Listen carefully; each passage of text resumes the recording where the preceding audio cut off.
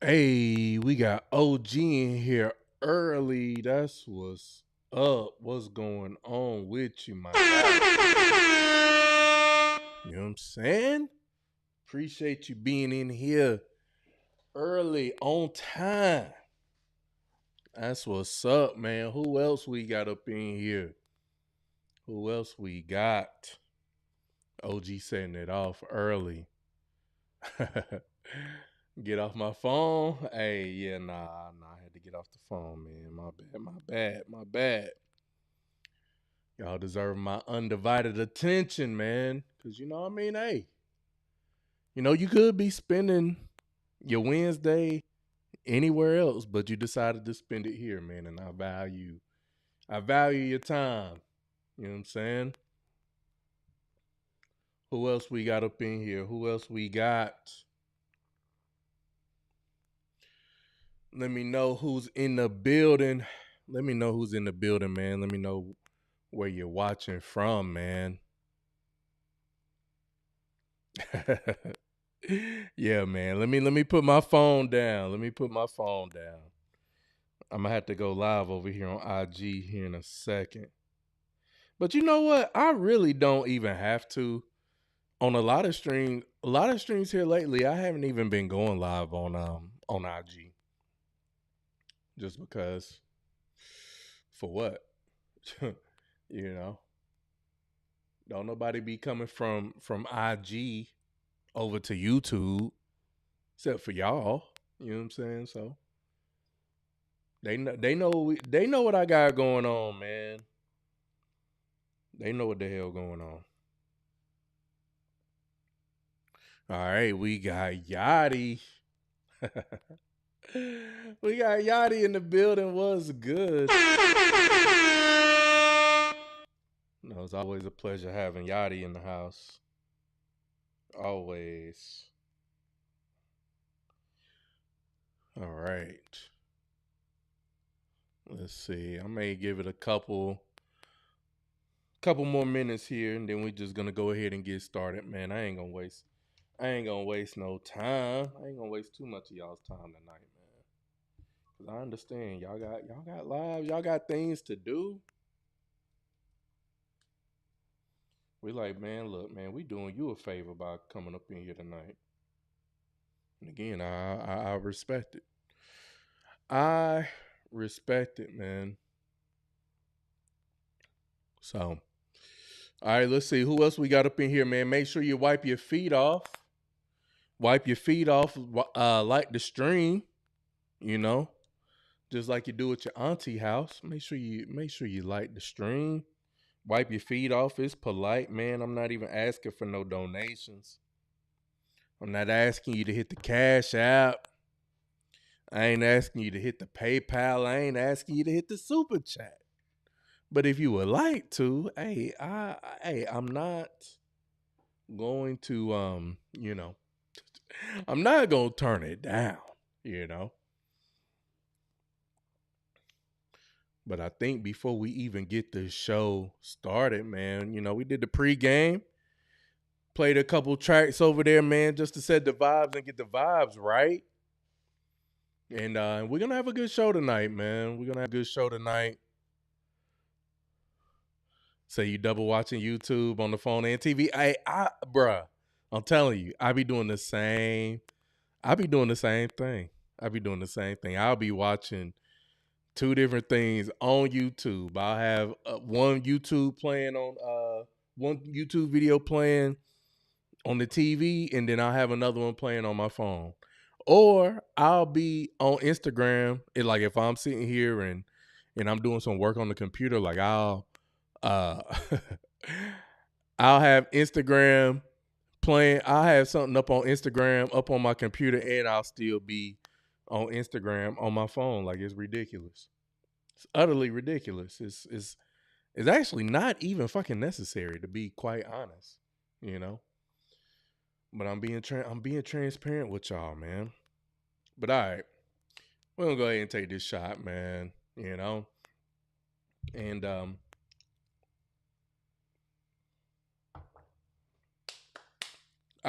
we're gonna get into tonight's show.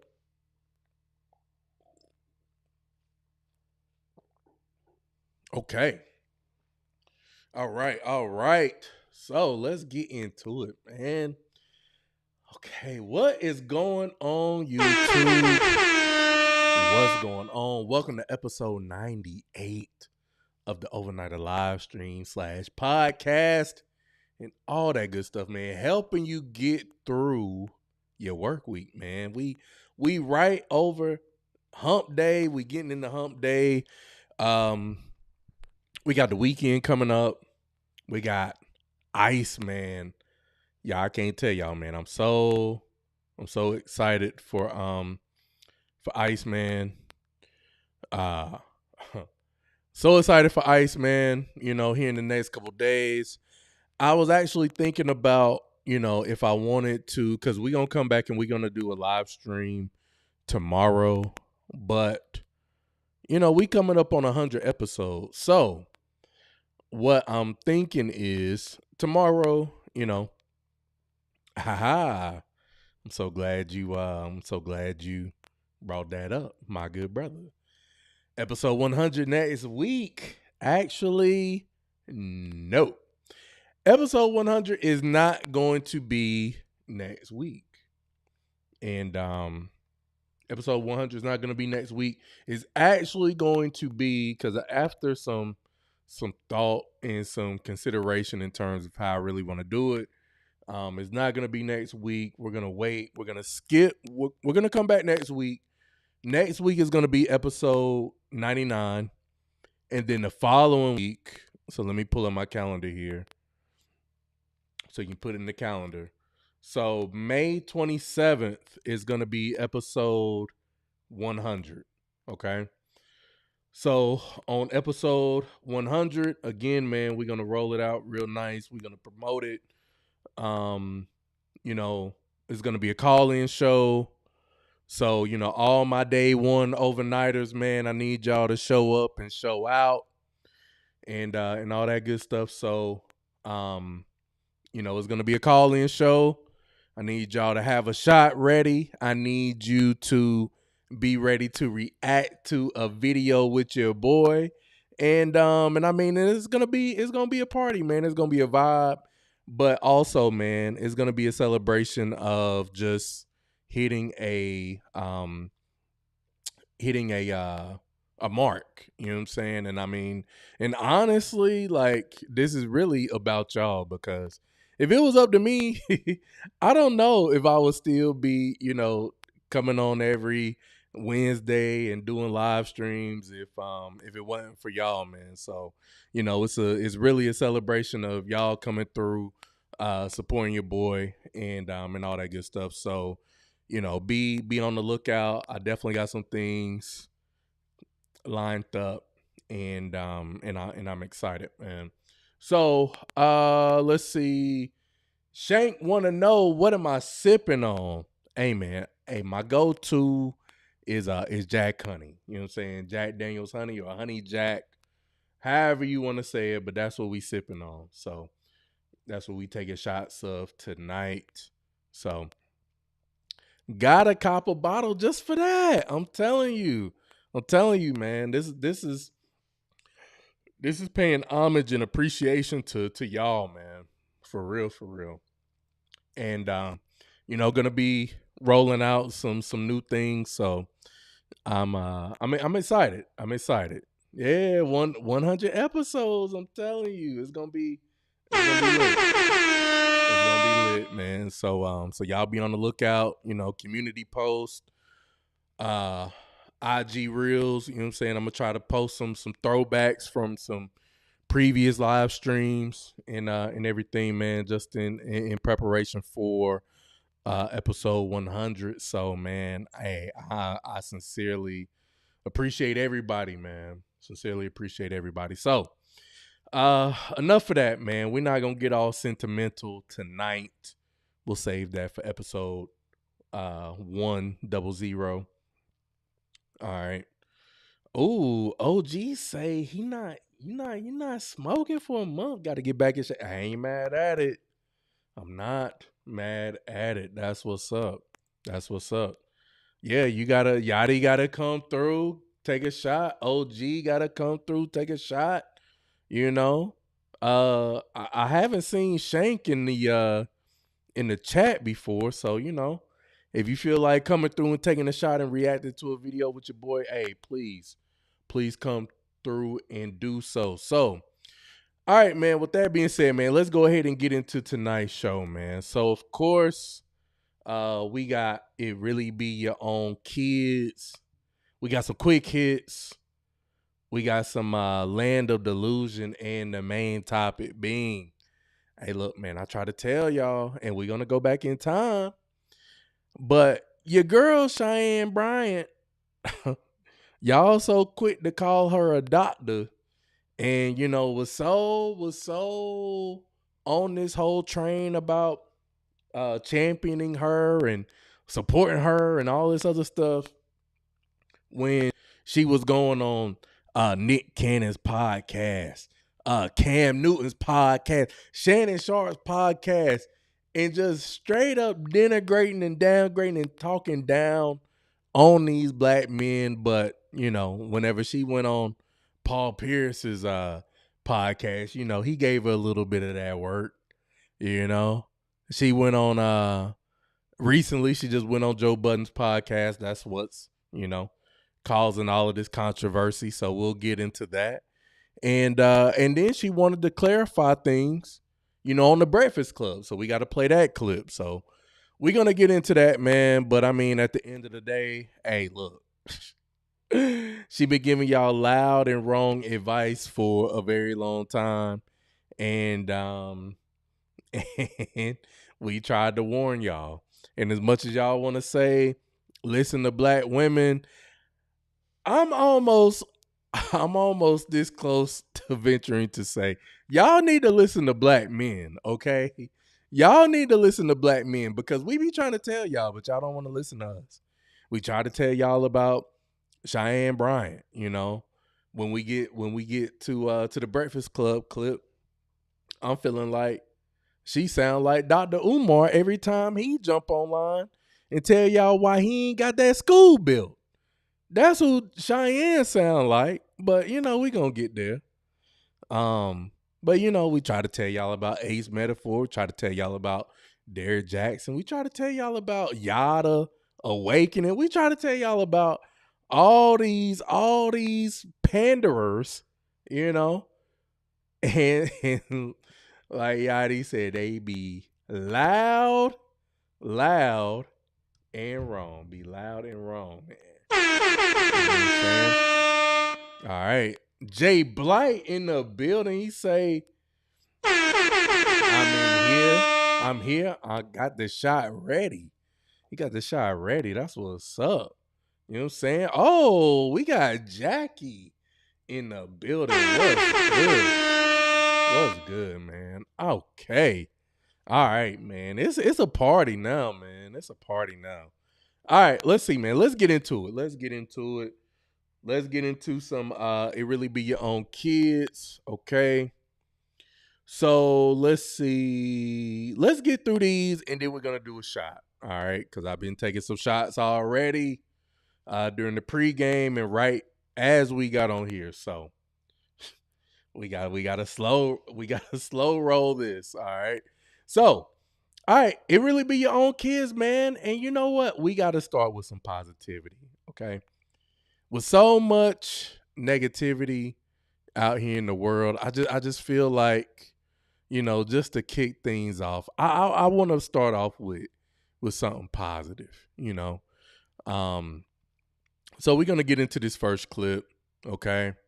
And and we're gonna kick it off like this, man. Happy Mother's Day to all of the mothers. We got some Mother's Day shenanigans that we gonna get into when we get to the quick hits. But let's start here, man. It really be your own kids, man. So, POV, your birthing doctor speaks life into your newborn child. Here we go. Elias, I'm Dr. Bridgewater. I want to introduce you to yourself. I want to put you in a little bit of light. When you came out, the first thing your dad said is, "You are handsome." And when your mother saw you, she said, "You are beautiful." Today is truly your birthday. April 17th, the year of our Lord 2026, and at 1:18, all 7 pounds 11 ounces of you came into the world. Elias, you are perfect. So on birthdays, what do? We sing happy birthday. You ready? Yeah. Happy birthday to you. Happy birthday to you. Happy birthday, dear Elias. Happy birthday to you. Let me take a few seconds to tell you a little bit more about you, because I want you to zoom in again. But I had a chance to get to know your mother and your father, and I get to tell you that they're beautiful people, and you're so blessed to be born into a beautiful and loving family. Look at you. Hey.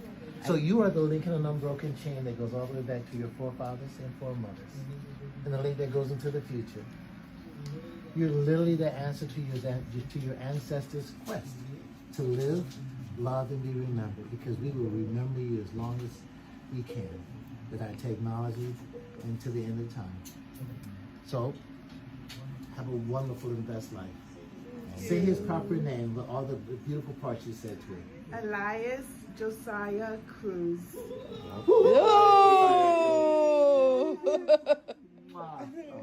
Thank you for trusting us. No, thank you so much. Thank you, Dr. Bridgewater. Thank you so much. And staff. Thank you, staff. Amazing. Word. You know, I like, you know. I like stuff. You know what I mean? Shout out to them and the newborn child. And you know, hey, as much as I be clowning and everything, I do think it's important to, you know, highlight positivity and everything and all that good stuff here on the live stream, man. But you know, so shout out to them. And I mean, and look, man, your child, hey, all I'm saying is your child better be amazing after, you know, the doctor just spoke so much positivity into that child, man. Hey, he better come out here and be a success and not be out here, you know what I'm saying, with some of these other clips that I'm about to show y'all. So now that we done got the positivity out the way, let's get into some of the fuckery when it comes to it be your own kids. All right. So let's get into it, man. So, you know, again, you know, y'all will argue me down. I don't know where Brittany's at. I don't know where Cece's at, you know. But you know, they'll argue me down and be like, hey, you know, our kids, they need mental health days, and you know, whenever they graduate, you know, they can act a fool at graduation and this, that, and the third. But I keep showing y'all week after week that these kids, they need to be in school as much as possible. And and I got some shit for y'all. You know what I'm saying? So we showed y'all last week that these kids, not only can they not read, but their comprehension skills is just off. And it's sad. It's sad. It really is, man. And you know, and this is the generation that we are looking to actually, you know, lead us. But man, it's looking bad out here. All right. So I got another video here, man. Can you read? Part 8. All right. And the crazy thing about this is they're at a prep school. This is a charter school, prep school, what have you. And it's just, honestly, it's a bit sad. But here we go. The mentor. All right, let's see. Let me read it for y'all real quick. All right. After a couple shots in, I think I can read this. I think I can read this, okay? And I can barely see. All right. The mentor chastised his disciples for failing to adhere to the research protocols. All right. Here we go. Chastised his disciplines for failing to adhere to the research protocols. Or what does that mean? I don't know. The mentor chastises his disciples for failing to adhere to the research protocols. Or what does that mean? He talked to his students, like his disciples, because they ain't listen to the instructions. Yeah, the protocol, yeah. All right, bro. He was close enough. Chastise his disciples for failing to adhere to the research protocols. What does that mean? That means like they literally failed to listen to the rules, like to the protocols, which is the rules. Okay. The mentor chastised his disciples for failing to adhere to research the protocols. What does that mean? To research the protocols. I don't even know. I'm not gonna lie. You got your discard back. The mentor chastised his disciples for failing to adhere to the research protocols. Or what does that mean? He did something to his, What's the something? like he punished them because they didn't, he punished them because they failed to research the protocols right. Like they did it wrong. Like they ain't do it right. Read that next. I mean, they didn't do too bad on this one, okay? All right. Because I only copied and pasted the leak. I'm watching this in real time with y'all. So I didn't watch this all the way through. But they didn't do too bad. They were at least able to halfway interpret what the sentence meant. Okay. So shout out to them on that. All right. Not too bad. Literacy is just it's terrible, man. It's terrible. Back in the day, before going to the buffet, I got kicked out of a buffet. Yo, y'all crazy, man. Y'all taking advantage. Yo, y'all talking like y'all remind me of the video I played with the girl running up in the hotel. The girl running up in the hotel and just eating up the whole continental breakfast and got first, seconds, and thirds and talking about she full with her scrubs on. All right, let's see. Let's get to this next one, man. Okay. I was gonna do we'll say part 2 for tomorrow. All right, let's see. Let's go here, man. Because I think that as much as parents love to try to blame, teachers and educators, for why their kids aren't succeeding, in the classroom, why they're not excelling. You come to find out once you meet a lot of these parents, you find that some parents tend to coddle their children. You tend to find that their parents are just as ratchet and ghetto as the student. You find that a lot of what you see from a particular student is actually taught at home. So we're gonna get into this next clip here, man, and it really does start at home. Don't send your kids to school expecting them to have all of these manners and respect for authority if they aren't if they aren't even giving you that. So let's get into this next one, man. It really be your own kids here, man. All right, let's see. Here we go. So the caption reads, "Kids don't respect teachers because parents don't either." Let's talk about it. Here we go. There's no phones on campus in the building. Okay. She was out on her phone, and then a teacher asked her to hand over her phone, and she refused and kept walking. Okay. So I took her to the front office. Okay, I'll let her know. It's a school policy. If you don't like it, find another school. It's not very disrespectful. But it's the end of the day, so I'm not going to give y'all my phone. What is the school policy? Read your school's handbook. There is no phones on campus. I will talk to her. You can see this is learned behavior. Who would they get it from? The parents. As you can see, this teacher tried to come to the parents and say, "Hey, can you tell your daughter not to use the phone on campus?" but they laughed at her. And even more than that, they rolled the window up on this teacher. This happens all the time. These parents don't respect the teachers. How can you expect your child to respect the teacher?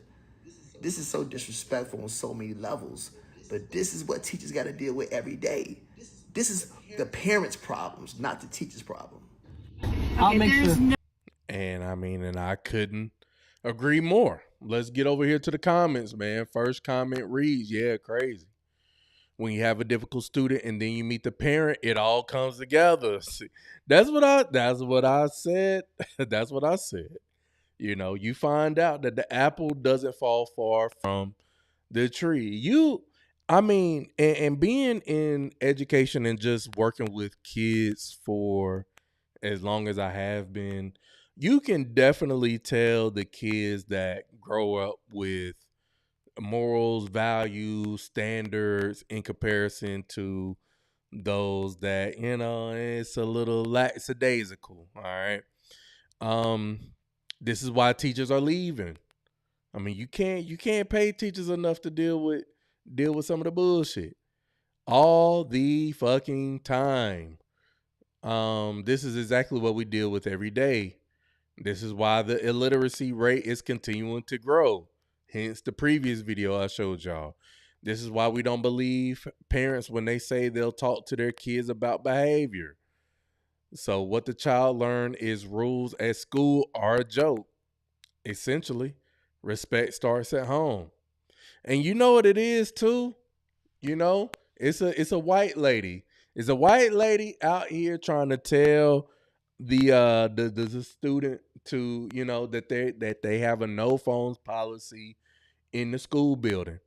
And and there's nothing worse than a white woman a YT woman coming through and telling a black mother that her child is actually out here, not following the school rules. So this is what we got. So it really be your own mama, not even your own kids. It be your own mama. All right. So let's see. All right. Let's see. We got Lady P back in the building. She was in the building for the pre-game. Shout out. All right. Let's see. Well, I saw this. They didn't even know what chastise meant. Yeah, they didn't. They didn't know it all. No more pregnant women for me. Maybe a little milk though. Oh Lord. Oh Lord. What? Jesus. Okay. Maybe a little titty milk, little breast milk. Okay. All right. Jay Blight. Jay Blight say maybe a little bit of titty milk. All right. I'll be in my PJs getting continental breakfast too. Hey man, don't ever hit me up and be like, yo, Jay, you trying to hit the embassy suites for their breakfast real quick, man. We going in our PJs. Nah, y'all got it. I will not be joining. The only time I will partake in someone's continental breakfast is if I'm actually staying there, okay? Oh, man, y'all crazy. I might throw a jacket on to take some food back to the... I mean, it's different if you staying there. But the video that I played was a chick that just got off from work or maybe was about to start a work shift and came up in there and got something to eat and went back to work. Craziness. If you haven't seen Justin's forehead, he got a life sign on his shirt. Nigga, what? Nigga, Jesus. What? Yo, God, dog. Where'd that come from? What I do to you, Jay Blight? God, dog. I thought we was friends. Oh man. Damn, Biggie forehead ain't. Shut up. Niggas out here clowning.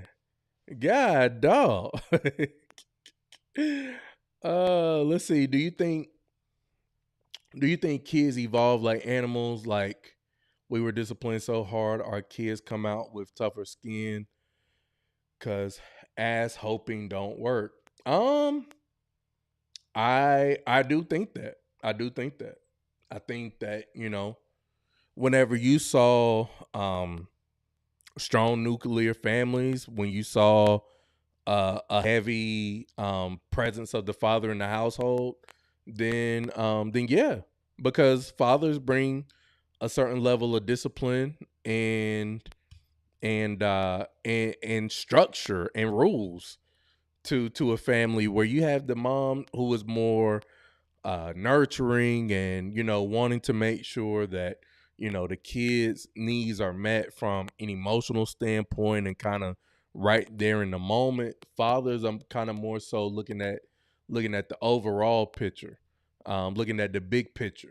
Like, yeah, okay, yeah, these little niggas is out here running around crazy, but overall, like I was talking about last week when we talked about the Michael movie, and how whenever you have a strong father presence and he brings a certain level of discipline and no nonsense, then yeah, then you're gonna get that, but the more that we see parents trying to be friends with our kids, walking on eggshells, trying to figure out how and when to discipline your kids and this, that, and the third, we see that a lot of kids are not prepared and ill-equipped for the world. You know what I'm saying? And that's what we're gonna get into with this next video, because I'm gonna read the rest of the comments, and then we're gonna get back into it. Yeah. Yeah, Jay Blight think this the Kevin Hart roast. Nigga, what? Yeah, like, come on, bro. Hey, bro, come on now, dog. Like, come on, man. I thought me and Jay Blight was cool. All right, man. All right, let's see. We got one more and be your own kids, and then we're gonna take a shot, man. So Jay Blight, get your shot ready. All right. So let's see. So for this last one, all right, we got a teacher. Okay. We got a teacher who was going to explain how her 9th grade student asked her, what is the first month of the year? I beg your pardon? I beg your pardon. Okay. Okay. So let's get into it. The response I'm supposed to have when a 9th grade student asks me, what is the first month of the year? And I say, what do you mean the first month? Because you're not asking what I think you're asking. And they say, well, on this worksheet, it says, what was the world's population at the beginning of the year? I don't remember what's the first month. How am I supposed to type that in? Because all I could do was turn my head and go back to my computer and keep typing. I literally just ignored it. Because I can't say, what a ridiculous, probably the stupidest question I've ever had in my life. And I can't say, oh, that's okay. You remember January, February, because you are 15 years old. And that was not the only student that asked me that question. What do you mean the beginning of the year? And some of them were like, oh, you mean like January 1st? Why do I have to say January 1st? The beginning of the year. That is universally understood as January 1st. Another question on their assignment was, what was the world population the day you were born? And what was the world population on your first birthday? And then they had to find the difference. The fact that I'd probably say half of my classes were asking me, what do you mean by our first birthday? And I'm like, your first birthday. And I had a girl say, I've never had a birthday. Explain the response I'm supposed to have when a 9th grade student asks me, what is the first? She's like, I never had a first birthday. And I'm like, yes, you have. You had a second birthday and a third birthday and a fourth birthday. You're 15. Even when I said, because it's not a confusion problem, because even when I said, okay, when you turned 1, I have students that were like, well, if I was born in 2010, when would that be? And it was almost like they were guessing with me. They'd be like 2011, 2012. Why are you unsure? I just think with the cognitive level that our students are at, I think the most bare minimum rule that you can have today is no phones in your classroom, because they are not prepared to be able to multitask in that way. People fight with me on here tooth and nail. I mean, I understand people get so mad and they say, why don't you talk about anything more positive? Why are you trying to take their cell phones? Because there is no way a child has the audacity to ask me, what is the first month of the year? And then you're going to pull out a cell phone to try to text, to go on TikTok or anything. That's insane. That should be the last thing on their mind, is a cell phone. When they don't even know the year that they turned 1 year old, the last thing they should think about is a phone. She's like, I never had a first birthday. And I'm like, yes. I wholeheartedly agree. She ain't said nothing wrong. She ain't said nothing wrong. You want to pull out your cell phone to get on TikTok, Instagram, YouTube, Snapchat, but you can't even tell me the first month of the year. I got kindergartners.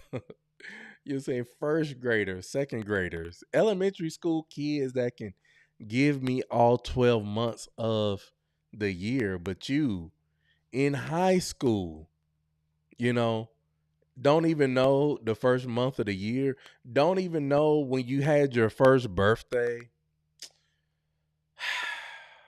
But, hey, stay at home today because, you for your mental health. We're not worried about perfect attendance. We're not worried about, you excelling in life. Just stay home. Again, man, we're creating an environment with kids that, just not conducive, man. But let's see here. Jay Blight say, do not compare my genius to racist Netflix and insult me. Yo, I don't know, man. I enjoyed the roast. I'm not gonna front.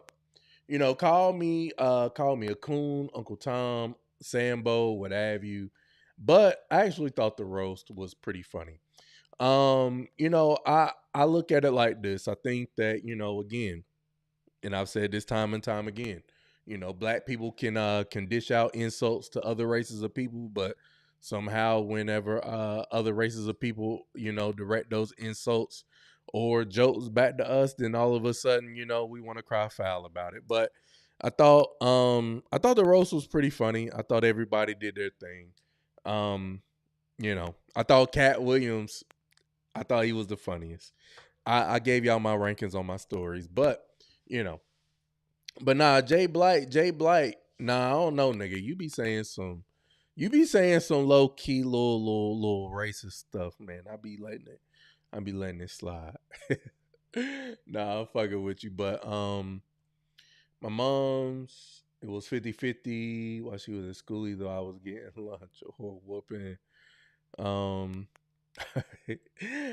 OG say, look, man, I ain't even getting no lunch from my mama. April is technically the first month. We're supposed to have 13 months, just saying. Had no clue. Hey, learn something new every day. I used to trade my free lunch with my friends who would bring 2 lunches.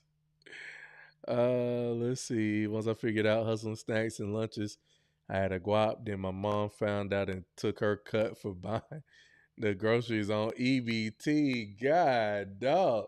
Hey, your mom say, look. Donations. Yeah, give me some of them. Donations. Give me some of them donations, bro. You ain't getting away with that. Hey, your mom. Hey, never mind. Because I was about to say something crazy. The roast was good. I just didn't like the Floyd comment. I mean, again, man, you know what I'm saying? George Floyd was he was no martyr, I mean, again, yeah, it is what it is on that. I mean, you can't make everybody happy on a roast. I can understand why some people would find that cringeworthy or whatnot. At the same time, I mean, it's not like George Floyd was necessarily a model citizen either. But, it is what it is. All right, let's see. Let's get to some quick hits. But before we get to the quick hits, man, y'all already know, man, it's shot o'clock time. Cause I already done told y'all before we started the It Be Your Own Kids to have your shots ready. So Jay Blight said he got his shot ready. So, we're gonna go ahead and take a shot. If you didn't know, again, man, May 27th is going to be episode 100, celebrating a milestone. All right, I think that was the word I was looking for earlier in the live stream. You know what I'm saying?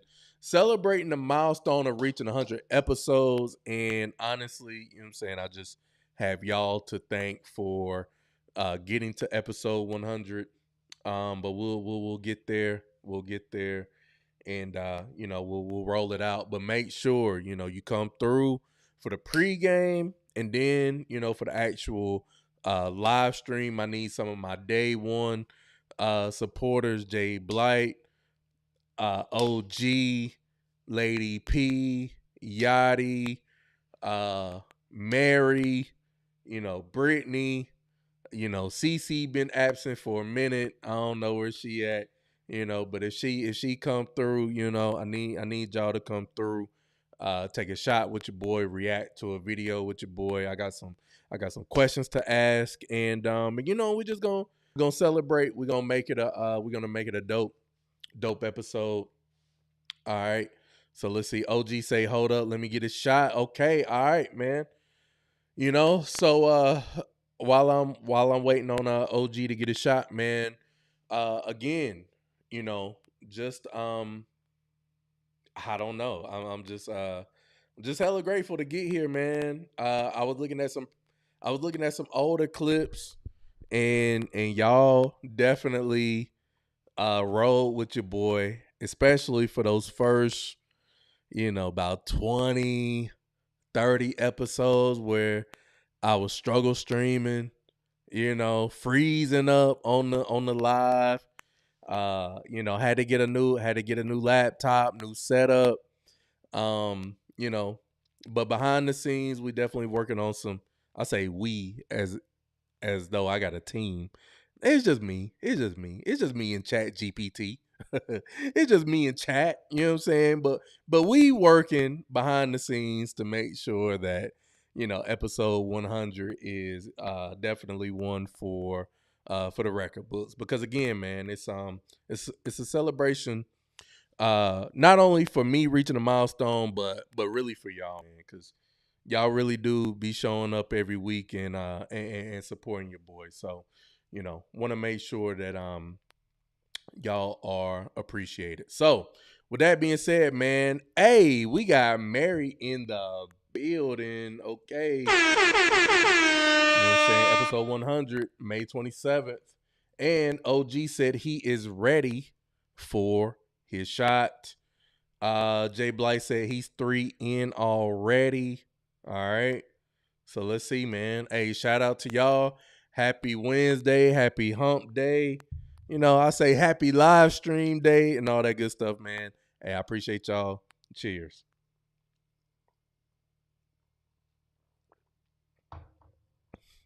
Gonna need my autograph. Hey, hey. It might be worth something one day. Or it may not be. But I got you. All right. So let's see, man. Let's get into some quick hits, man. All right, let's see. Again, happy Mother's Day to Mary, to Lady P, Brittany if she was here, Tasha if she was here. Happy Mother's Day to y'all. So I got 2 videos, in relation to Mother's Day here. On the quick hit side of the game. All right, so the first video we're gonna get into is, hey, this was kind of funny, man. This was funny. So, basically, we gonna see a compilation of y'all fucking with y'all moms, man. Y'all are crazy. All right, telling my mom to order a a nut rag at Starbucks. Here we go. Tell me what the nut rag.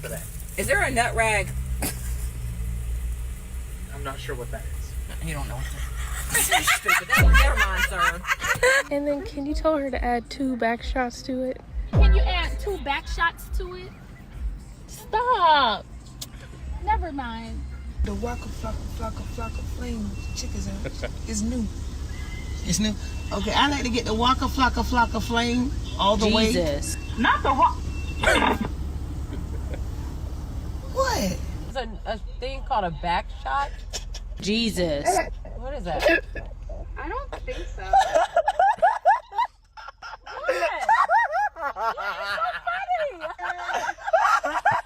why are you laughing at me? Waka Flocka Mill? Nah, she playing with you. They playing with you. Y'all don't sell that here? Thank you. 2 what, ma'am? 2 back shots to that. Can we get back shots with that? Do you guys do that? Is that a joke? I'm sorry. I'm sorry. Never mind. The last thing was 2 back shots. You know what that is? I don't think we hold that. Okay. Okay, and then what do you want anything else to drink? Thank you. Tell me what the nut rag. Is there? Oh man, no back shots, damn. No nut rags, no back shots, no none of that. Oh man. Look, that's how y'all got here. From them back shots and that nut rag. Let's be for real. You know? That's how we all got here. That's how we all got here. Your daddy got up and ran that warm water across that rag, you know what I'm saying, and gave it to your mama to wipe down with. That's how we all got here. Jesus. Oh shit. That's how we got here, man. You know, motherfuckers fucking. Hey, they was fucking around. You know, some back shots. Heavy on the back shots, man. That's OG. Oh no. I ain't going for OG. Jay Blight. That's how you got here. Jay Blight definitely got here from some hot damn back shots. Yeah. You know, niggas be wanting some hot damn back shots. Oh Lord. Oh man. All right. Let's see. Now let's get to this next one here, man. In the nut rag is diabolical. Hey, I'm just saying. Gotta wipe it down. Hey, look. Aftercare. You know, it's all about aftercare, you know? I mean, cause who want to go to sleep? Or, you know, I mean, if you getting it in the morning, you know what I'm saying? I mean, you gotta give you that warm nut rag, all right? Yeah, Jay Blight. Yeah, nah, nigga. I ain't about to let you clown on me. I ain't about to let you clown on me all night, and I ain't gonna have no jokes back, okay? But you still my homie though. You still my nigga though. and yeah, I had to. I had to. I had to. Nah, cause you know, let's not do that, bro. Because last week, hold up. Let me because I gotta bring receipts. Mary know what I'm talking about. As soon as I talk about it. You know what I'm saying? And I be letting shit go when it come to Jay Blight. Cause Jay Blight, that's my guy. I be letting it go. But what Jay Blight wanna do? You know what I'm saying? I just wanted to show my little flow. I'm going to the Flowetry concert. You know what I'm saying? I'm going with my lady friend. You know what I'm saying? And what Jay Blight say to me, he say, my man in his shaboozy phase. Damn. Why? Damn. Why I gotta be in my shaboozy phase just because I got my Chelsea boots on with my wide leg pants on? You know? Mary said that the fit was fire and that she was digging the shoes. And then what Jay Blight say? What Jay Blight say? Oh, Mary, I thought they were your shoes. I let it slide. I ain't say nothing. What I say? I said ain't nobody paying Jay Blight no attention because again, I'm chilling. I know I look good that day. I was feeling good. I felt confident about my outfit that day. You know? What else? Mary came back laughing. And then Jay Blight, what did he say? Oh, don't make me go on on a story spree. You will acknowledge me, sir. And then look, Mary came through and said, hey, calm down. Calm down, killer. Because it wasn't that serious. You know what I'm saying? Nah, you could have just said that the outfit was clean. You could have just said the fit was clean, bro. You could have said the fit was clean, but I knew Jay Blight was being a little shady when he said that he thought my shoes belong. When he thought that my shoes belonged to Mary. I beg your pardon? What? Me and Mary would never share the same pair of shoes. What are we talking about? I knew Jay Blight was being shady. I knew he was. Yeah, that's why he dead in the comments. He dead over there laughing. Yeah, nigga was trying to clown me. So when I said that that how you got here was through back shots, I feel like I'm warranted in my clap back in response because I let the shit go because I purposely said ain't nobody paying Jay Blight no attention. You know what I'm saying? So oh man, but you know what I'm saying? Nah, Jay Blight, that's the homie, man. You know. We just talking shit. We talking shit. You know, you can't, he can't stop, won't stop. Like a Diddy party, man. Like a Diddy party. Can't stop, won't stop. Nevertheless, man, let's keep the party going. All right. So had to take a little intermission there, man. All right, let's see, man. This next one, okay. Still on Mother's Day. Now, you know, on these live streams, we always talk about, you know, men playing the stepdaddy role, and you know, no man ever wants to play, you know, the stepfather role, and especially to someone who has multiple kids by multiple women, blah blah blah, and you know, they rarely ever receive acknowledgement, even though they raise the child from birth to the time that they are grown.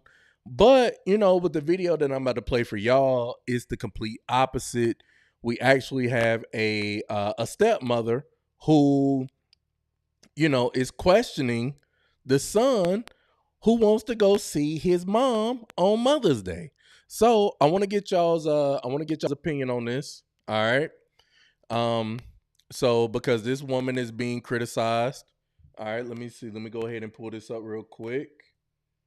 All right. So she's being criticized, you know, for telling her stepson, whom she's been raising without his biological mother's help, that he can't go to his mother's house to celebrate Mother's Day with her. Hey, you know, it's always interesting when the tables do turn. All right. So here we go. Oh, let's see. Let me refresh it because the name. Oh, y'all didn't hear the name. Hold up. Justin is the child's name. I was like, damn. You asked your dad to take you to your mom's tomorrow? Yeah. Why?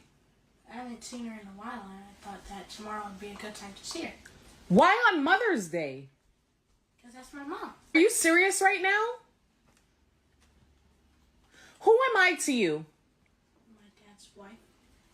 I didn't ask you who I was to your father. I said, who am I to you? My dad's wife. Are you trying to be funny? No. Let me get this straight. The woman that has been absent has not showed up to a practice, that has not showed up to a game, has not helped you with a homework assignment, has not been around when you have been sick. That's the person that you want to spend Mother's Day with? And what about me? Do I mean no? Justin? Thing? Oh, silence. I've been more of a mother to you than she has ever been. And it is extremely hurtful that that is what you would do to me. And then you're going to stand there and cry right now? That is awful. She's not your mom. I'm disappointed in you. Thing? Whew, boy. Okay. What are y'all thoughts on that? What are y'all thoughts on that? Justin. He pulled. Oh shit! All right, so y'all know in the y'all know I done said it plenty of times here on the live stream. You know, the kids will tell stepdaddy in a minute, you ain't my daddy. You ain't my daddy. You my mama's husband. You ain't my daddy. We've seen plenty of situations where the stepfather, he's the stepfather he's the dad that stepped up. He's the father that stepped up, took on the responsibility of raising a child, and now they done birthed them, got them up to graduation and to college. And, you know, whenever it comes to the high school graduation, now all of a sudden the kid wants to invite their biological father to the graduation or the wedding, whatever milestone that they have, and they automatically want to cut out the father. Now the roles have reversed. This young man is telling his stepmother that you ain't my mama. You ain't my mama. I did not. You did not nurture me for 9 months.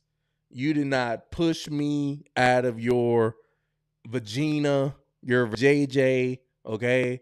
You didn't do none of that. You're my dad's wife, and I just want to see my mom. I haven't seen her in a while. This caption is a bit misleading because the caption is saying that she's been raising without his biological mother's help, but it sounds and that may be true because biological mama, when it comes to child support, that's a whole nother issue. But nevertheless, maybe not be getting the most help financially, but you know, he still want to see his mama on Mother's Day because at the end of the day, in the black community, in our community, Tupac said it best. You know, you was a crack fiend mama, but you still a black queen mama. So even if she wasn't helping, that's still his mama. And on Mother's Day, I mean, hey, the mother still reigns supreme. So I don't know, man. What do y'all think about this? I think that it's hella wrong for this stepmom to be out here posting this shit for social media again.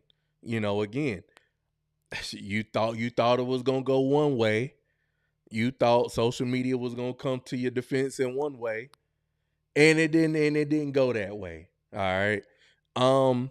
Also, I do think that if the son wants to see his mom for Mother's Day, why not? Why not? I'm here with you all the time, and clearly, you don't seem like a joy to be around. And you calling me out, you posting it on social media. What is going on with the husband? You're his dad's wife. Where is the dad at? And why, as the father, why didn't you say something to your wife about this? Because this is diabolical. There is no way that I would be involved with a woman who would do some shit like this. Hell no, we not doing that. If the shoes were reversed and my daughter stayed here and she wanted to see a mother for Mother's Day, I don't see no issues with that. You know what I'm saying? So, but let's see. What y'all saying over here? Y'all in agreement with me, or y'all saying that I'm saying bullshit? Stepmom is putting the son on blast. Yeah, it's crazy. One, she shouldn't have put this on social media. Exactly. Should not have put this on social media. You're not his mom, lady. Evil stepmom alert. Facts. That's always gonna be his mom. And on the flip side, that's always gonna be their dad. But I do think I could be wrong. I could be wrong. And I'm open to being wrong. But I do find that whenever men step into the stepfather role or the dad that stepped up role, there's a level of financial contribution as well as, a bunch of other things, especially if you're dealing with a child that, you met the woman while she was still pregnant. Yo, never mind. I ain't gonna go there. But anyways, I was about to get a little personal, but I'm gonna leave it there. All right, let's see. Two kids always want the absent parent. This is true. This is a conversation for a grown up. Facts. I did foster care and those children were neglected and still wanted to be with their parents. I think that's only natural. If you if the kids know of their parents before they were fostered, or even if they're adopted, they're gonna want to know who their biological parents are. I mean, I that's understandable. That's understandable. You know. Let's see. And I would agree. There's a conversation that should have happened between the wife and the father.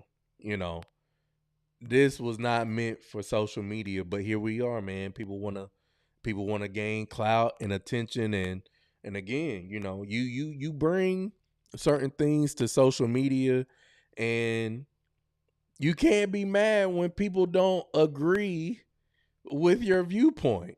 She thought she was about to post this on social media, and a lot of people were gonna come to her defense and be like, "Yeah, why would he want to spend his Mother's Day with his biological mom that pushed him out of her coochie?" Like, the fuck, y'all are crazy. I was a foster parent too. Okay. Love him or his son. She doesn't love her husband or his son for real. We don't take care of kids for acknowledgement. That's a bar right there, OG. For real. She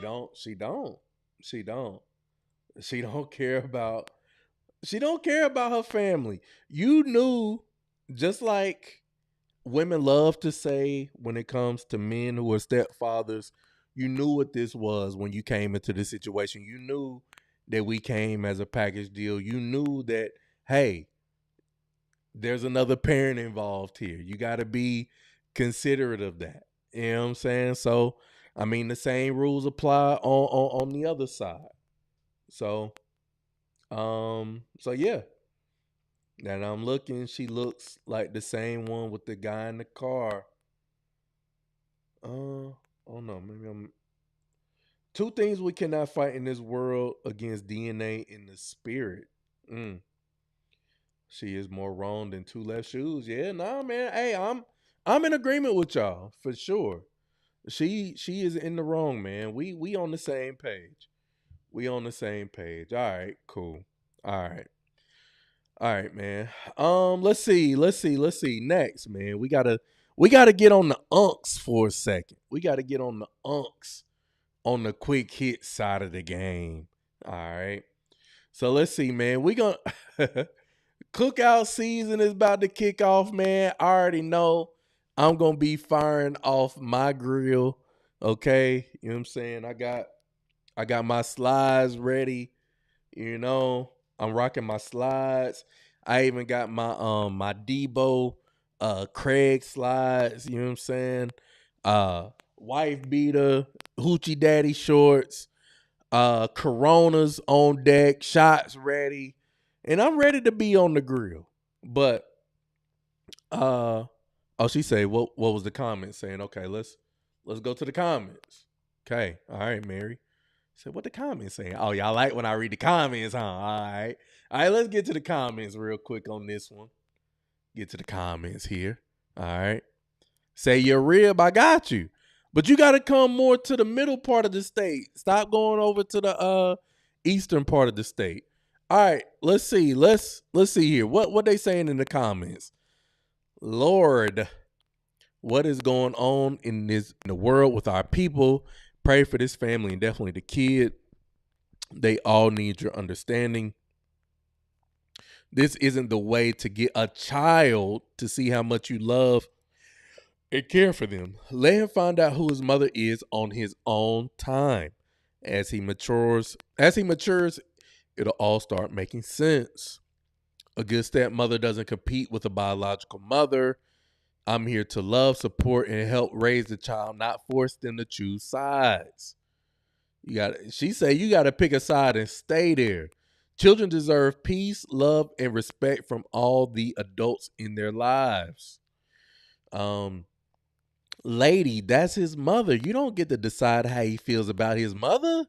His father definitely needs to speak to her. That's a fact. Please tell me this is a skit because ain't nobody this terrible in real life, right? Yeah. Yeah.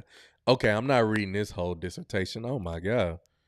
You could have probably summed this up in a couple sentences. All right, I ain't reading that. I understand her point, but you should never talk negatively about someone's mother or father. Makes them hate you. Yeah, you gotta be. I mean, unless the child knows that the other parent on some bullshit, then then you can't be. And even in that instance, look, man, I can talk shit about my family members, but you can't, because that's my family. You know what I'm saying? So for example, I might be able to talk shit about Jay Blight, and how he got here.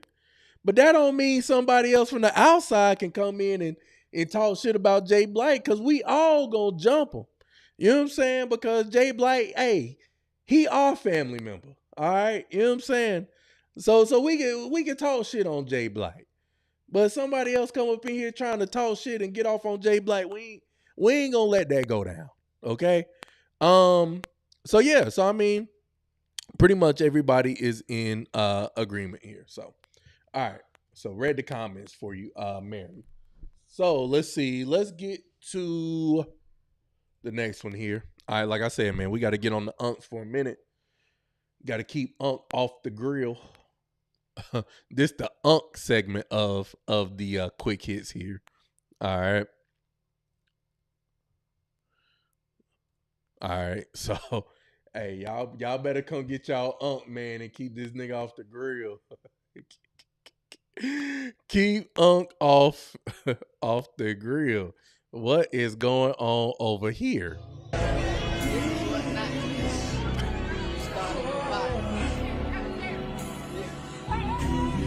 Oh my.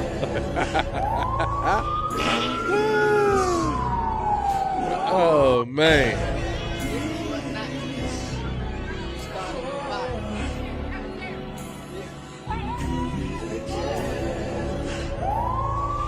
Look at that. I don't know why the fart sound at the end, but come on, man. Come on now, dog. You tripping now?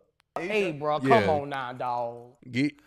Come on, man. They wasn't even careful about it. You know what I'm saying? All right, man. Let's get to the next unk here on the quick hit side of the game. All right, we got the next unk here. Let's see. Oh yeah. Now this is gonna be diabolical here. Now I would imagine, Jay Blight. When Jay Blight hit about 45. I'm going to say about 50, 52. 52. Jay Blight still got some time before he reach this type of unk status. But this Jay Blight right here. Look at that. That's nasty work. That's nasty work. That's nasty work, Jay Blight. Hey, bro. If I ever catch you with the back open, with the crisscross string, bro, tied. Oh man, bro. Yeah.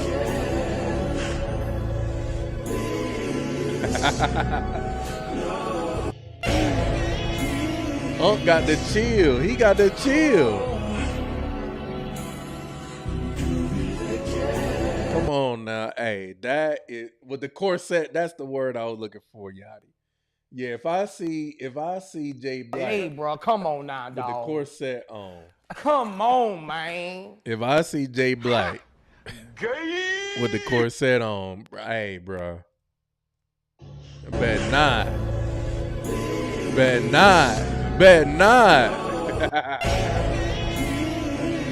You know. That's nasty. That's nasty. Who told him that was a good idea, man? I don't know who told him that was a good idea, but that was terrible. Okay, that was terrible. All right, let's see. We got another one here. Now I don't know, man. Jay Black, he from Ohio.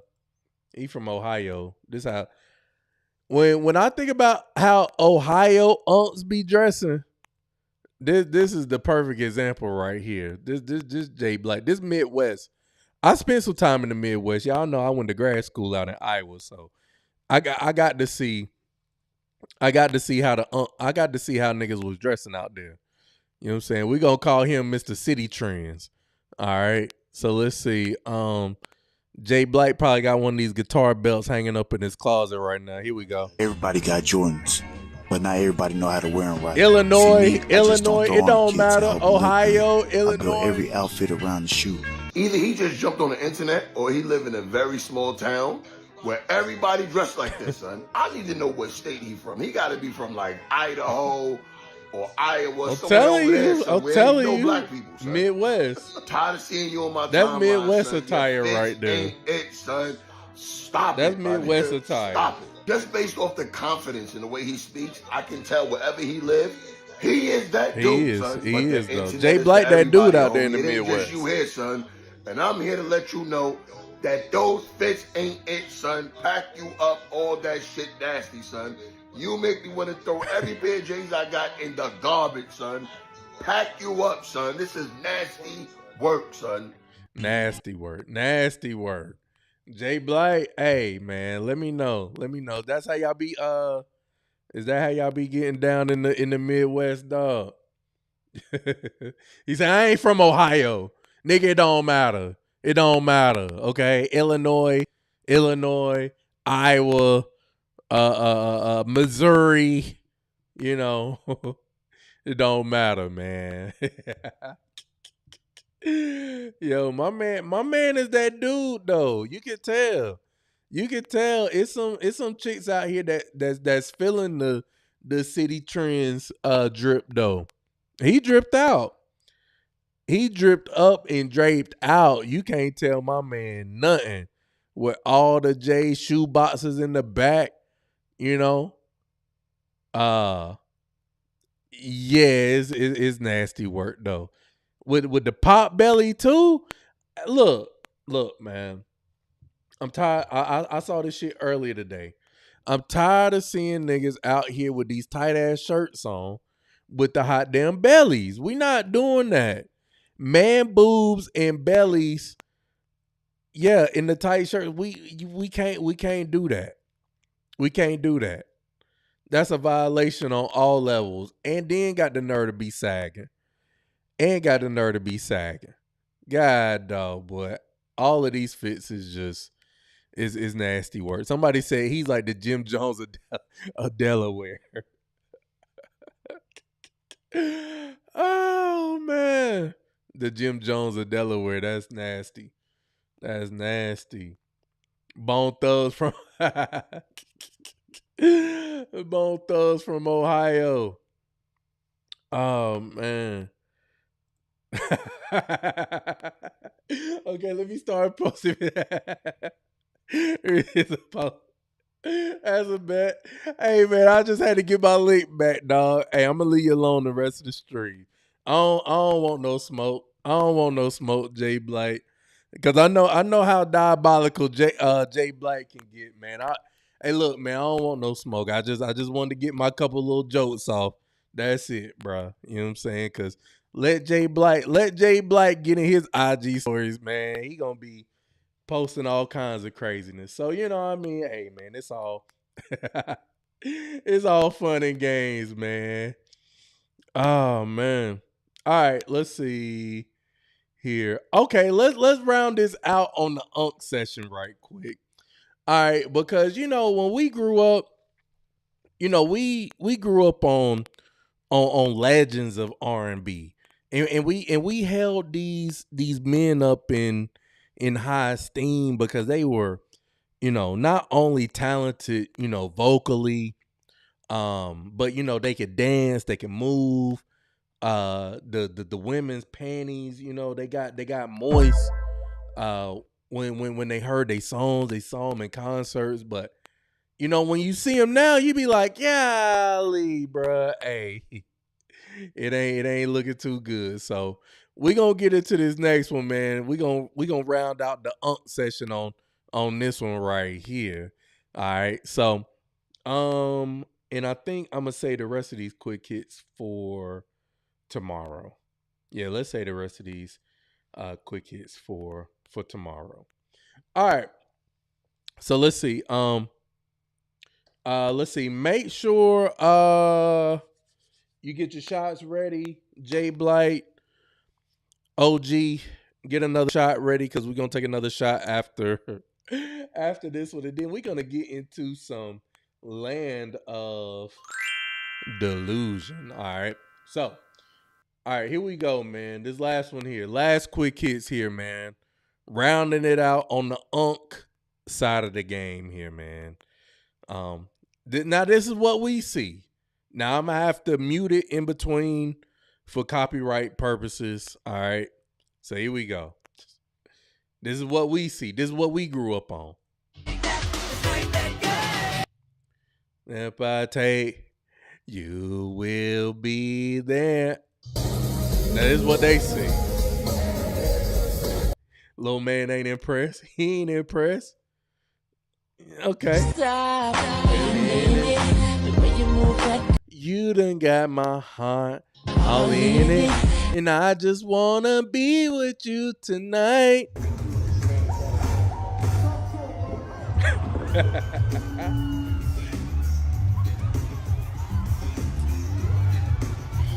That's what they see. Yeah. All right. In those jeans, any more room for me? Uh-oh.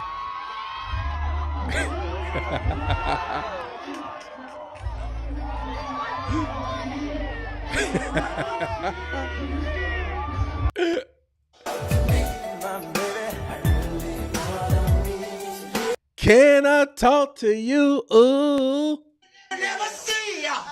Somebody gave me life. Yes, they did. Life. I can't take it no more. I can't take it no more.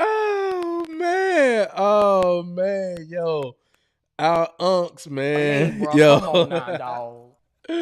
Come on, Yo. man. Yo, the man, we have officially turned into the unks, and based on that, man, we ain't looking too good. We ain't looking too good out here, man. God dog, boy. Hey, Bobby Brown can barely move up there on stage with the pop belly. We got Lloyd falling on stage. We got Genuine with and he falling. We got Casey and JoJo out here looking and sounding crazy.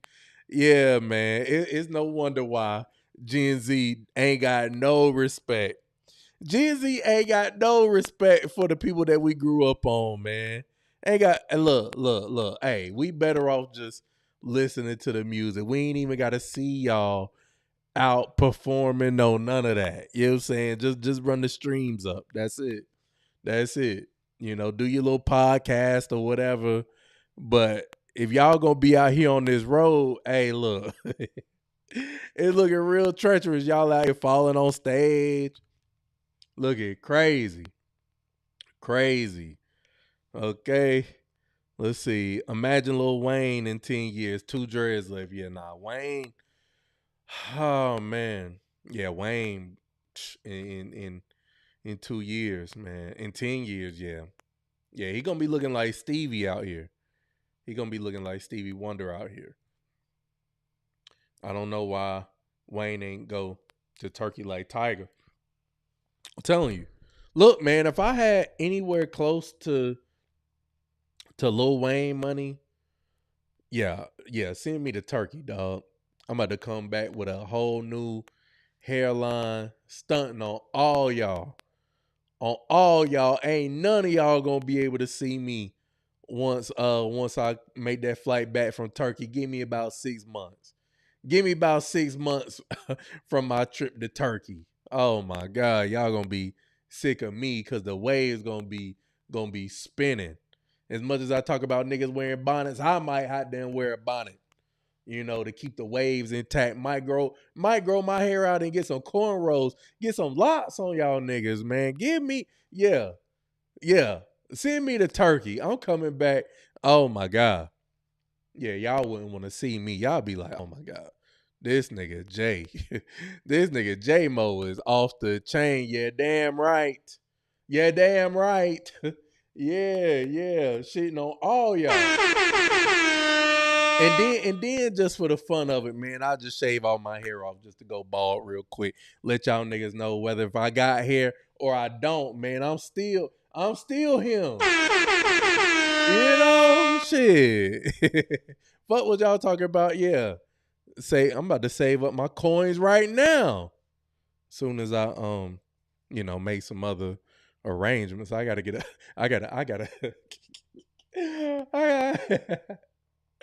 oh shit, I gotta get a passport first. Oh Lord. I gotta get a passport first.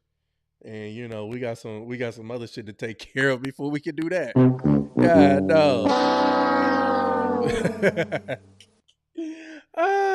But anyways, man, look, man, we gonna take this next shot right here, man. Hope you got your shots ready. Hey, Jay Blight, OG, put a 1 in the chat. I'll wait for you. I'll wait for you.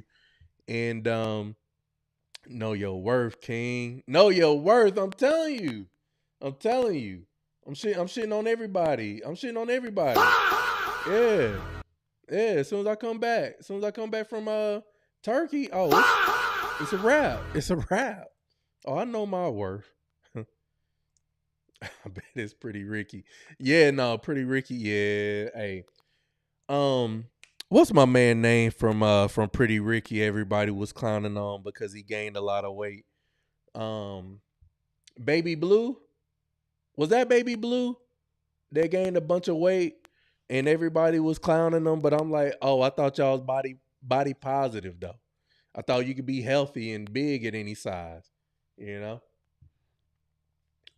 No, I don't. No, I don't, Mary. I don't. Okay. Yeah. Oh shit, look who done climbed out the casket and decided to join us. Oh man, we got Cece in the building.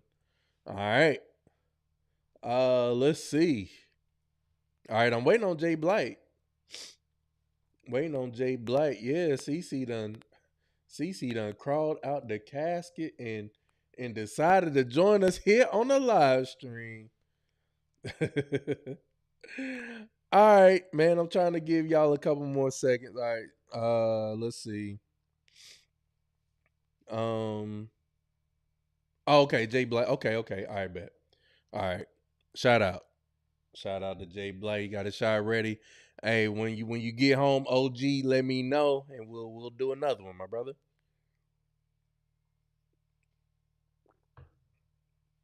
Got you, Jay Black. All right. Let's see here. Let's get into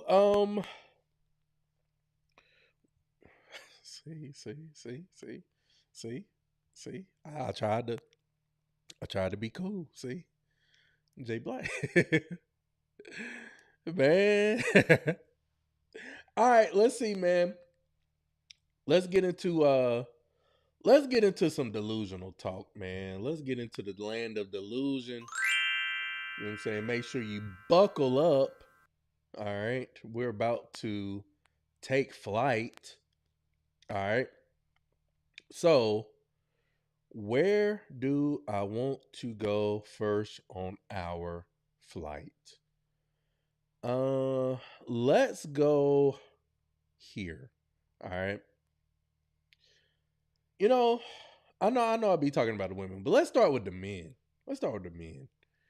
All right. Let's see, cause I'm y'all let me know how y'all feel about these next two clips, all right? So one of these, okay, this first one here. 3 dinner tips for men who want to stand out. All right.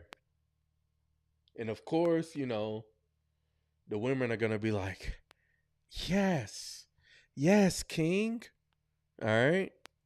So this post got 32.5 thousand likes. All right.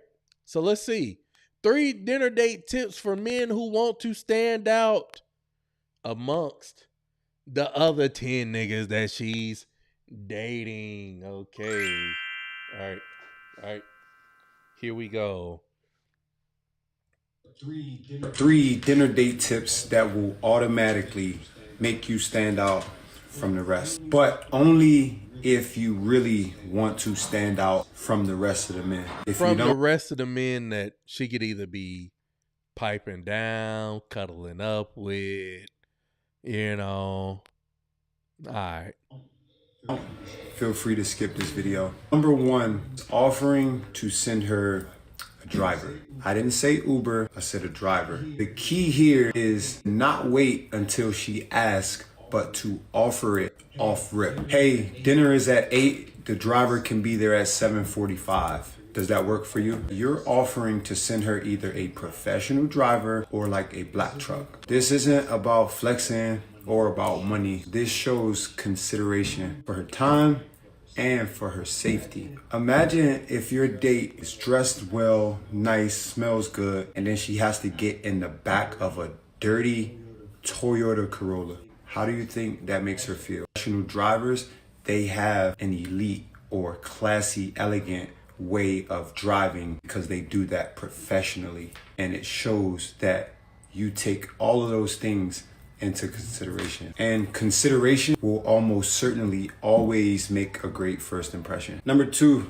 Okay, all right. So, you know, pay for a professional driver, not just a regular Uber, you know, professional driver. You know, get her a black truck.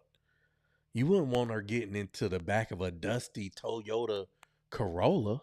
I thought last time I checked, I thought women were, able to drive themselves. What happened to picking her up? You couldn't pick her up for the date? You know what I'm saying? I mean, you couldn't drive her there safely, professionally. You couldn't talk to her and engage in conversation, but you know, you gotta send a professional driver. Now, mind you, he's not saying this for, you know, your woman. This is reserved. I feel like this type of treatment is reserved for uh a woman that you're actually in a relationship with and taking seriously. Lady P says she got the Robitussin shot ready. We'll do it after this video right here. All right, let's get to number 2. Showing table awareness. Okay, here we go. Proper table etiquette, where you eat and drink with class. Here are a few simple rules that you should know. First and foremost, as a man, you should always sit facing the door. You never want to have your back toward the entrance. You never want to eat or sit with your elbows on the table. Forearms are fine. Wrist is fine. As soon as you sit down, your napkin should go directly in your lap. Doesn't go here, doesn't belong on the table. Your napkin should be placed directly in your lap as soon as you sit down. When you're eating, simple rule of thumb, the knife goes in your right hand, fork always in your left. You keep both pointing down when you're cutting your food. With that, you want to make sure that when you cut your food, you only cut the piece that you're about to eat. You don't need to cut your entire plate or your entire dish like a kid. You never want to lean towards your glass to drink. Always bring your drink up to you to drink. The small details, it matters. It shows that you have a certain level of etiquette and awareness. And lastly, pay the bill before you ever even sit down. The correct way to do this is to call the restaurant ahead of time and put your card on file. Hey, I have a reservation under Romeo. I'd like to take care of the bill ahead of time so that it never comes to the table. When dinner is over, there's no awkward reaching, awkward stares at the bill. You can just get up and leave. She never sees the bill. That is a power move. This isn't about like trying to impress or do too much. It's about doing it right, doing it with class, doing it with style. Here are 3.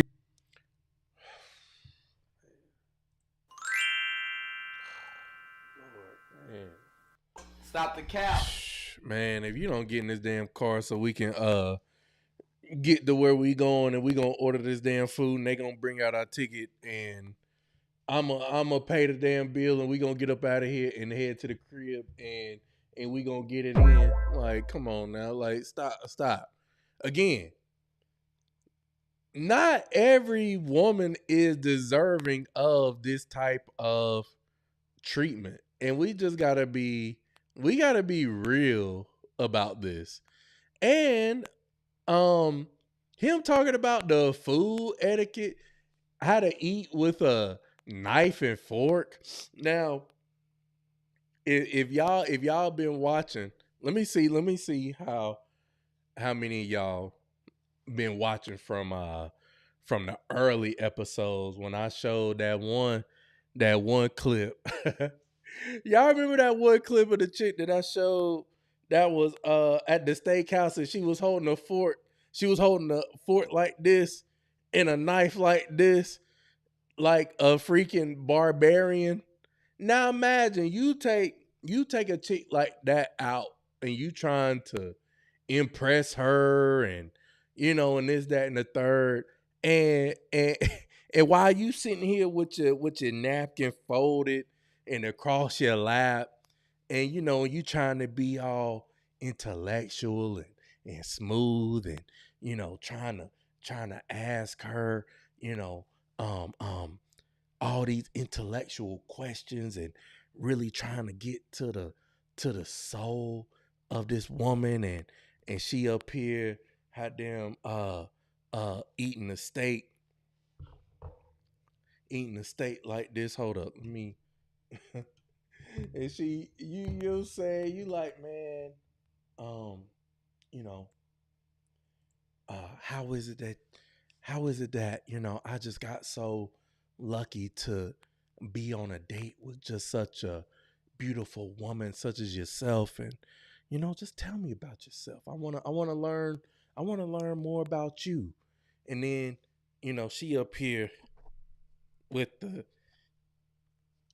and she doing this shit, and you up here got your napkin folded over your hot damn lap. You ain't stuffed the napkin in your collar, your shirt. You know what I'm saying? And your chick over here, the one that you trying to impress, the one that you done spent money on a private driver. You know what I'm saying? Done got you a black truck, cost you about $50, $60, $100, professional, you know? And she done ordered the steak well done, Mary. She ordered the steak well done. If you go out on a date with a woman and she orders a steak well done, oh my Lord, you already know. You lost. It's a L. It's a L. If I look, I'm grateful. I'm grateful for I'm grateful for the situation I'm in, because she would never order a steak well done. It would be a rap ski. Okay? And okay, you look, she can order the steak well done. It's whatever. People want to eat they steak fried, dyed, laid to the side. No, never mind. All right, but if you bring out that A1 sauce, y'all niggas love A1 sauce. Niggas love A1 sauce, and she doing this number right here. Oh my god, yo, I look. Matter of fact, for the 100th episode, I gotta bring that clip back up. Oh man, we gotta go back in time on that one, because that was a crazy one. As a matter of fact, hold up. I got another example here, and we just talked about this one here recently. Let me find this one. I gotta find this one, because he talking about standing out on uh amongst the other men that she's dating, getting piped down by. But you want to be the one to. He said it's not all about flexing, but low key it is. It is about flexing. Let's see, where is this clip at? And once I play it, y'all gonna know what I'm talking about too. Let's see, where is it at? Hold up, let me find it.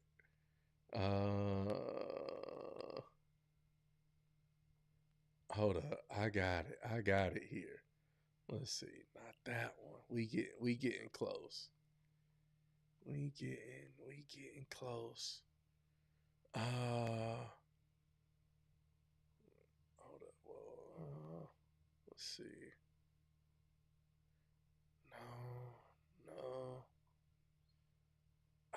No. Man, I don't want the moment to lapse me. Oh man. Damn. Why can't I freaking find it? Anyways, all right. You know what? I ain't gonna waste too much time. If I find the clip, and if y'all come back tomorrow, I'll have the clip for you. But it was, you know what? Never mind. All right, fuck it. The moment's passed. All right, never mind. I was trying to find it while the video was playing, actually, but couldn't find it. Nevertheless, I would hate to spend all this money on a chick and she ain't got no class at all. At all. So, anyways. All right, let's see. Moving on. Let's see. Like I said, man, we got to talk about the guys on this one. Now, on this next one, let's see. I'm going to have to do this one a couple different ways here. So, let me post this here to give y'all the visual, but then let me go here and play the audio. All right.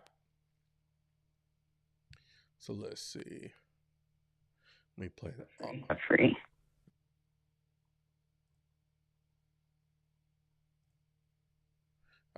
Now this is gonna be a Dave Ramsey clip. Now I don't know how familiar y'all are with Dave Ramsey, and man, he's definitely on the ace metaphor side of the game. But let me see if I can play it like this. 250,000 Oh no, I can't play it like that. Okay. a All right, year. I'm just gonna have to play the audio. Y'all gonna have to listen to it. All right, let's see. Here we go. Let's see. Let me do it like this. Okay, so y'all can see the visual here. All right. So Dave Ramsey tells nurse to leave her boyfriend after he refuses to propose until she pays off $90,000 worth of debt. All right. Again, man, as much as I say how women give the worst advice, men, especially pandering men like this, also give pretty bad advice. But okay. So let's see. Let's go ahead and play this. And I'm just gonna have to play the audio. And y'all let me know what y'all think down in the chat. But he does not want to propose until I'm completely debt free. Interesting. You're not gonna like me. If you were my daughter, you wanna know what I would tell you? What? Dump him. Yeah, I mean, he's a great guy. No, he's like, not. No, he's not. No, he's not. He's making you prove your worth. Based on money. Yeah. To him. You're having to buy your way into this relationship. Nope. You're a princess and you deserve more than this. Huh? You're a prince. I'm gonna play it one more time for y'all. I'm gonna play it one more time. Y'all chime in the chat. Makes 250,000 a year, but he does not want to propose until I'm completely debt free. Interesting. You're not gonna like me. If you were my daughter, you wanna know what I would tell you? What? Dump him. Yeah, I mean, he's a great guy. No, he's like, not. No, he's not. No, he's not. He's making you prove your worth. Based on money. Yeah. To him. You're having to buy your way into this relationship. Nope. You're a princess and you deserve more than this.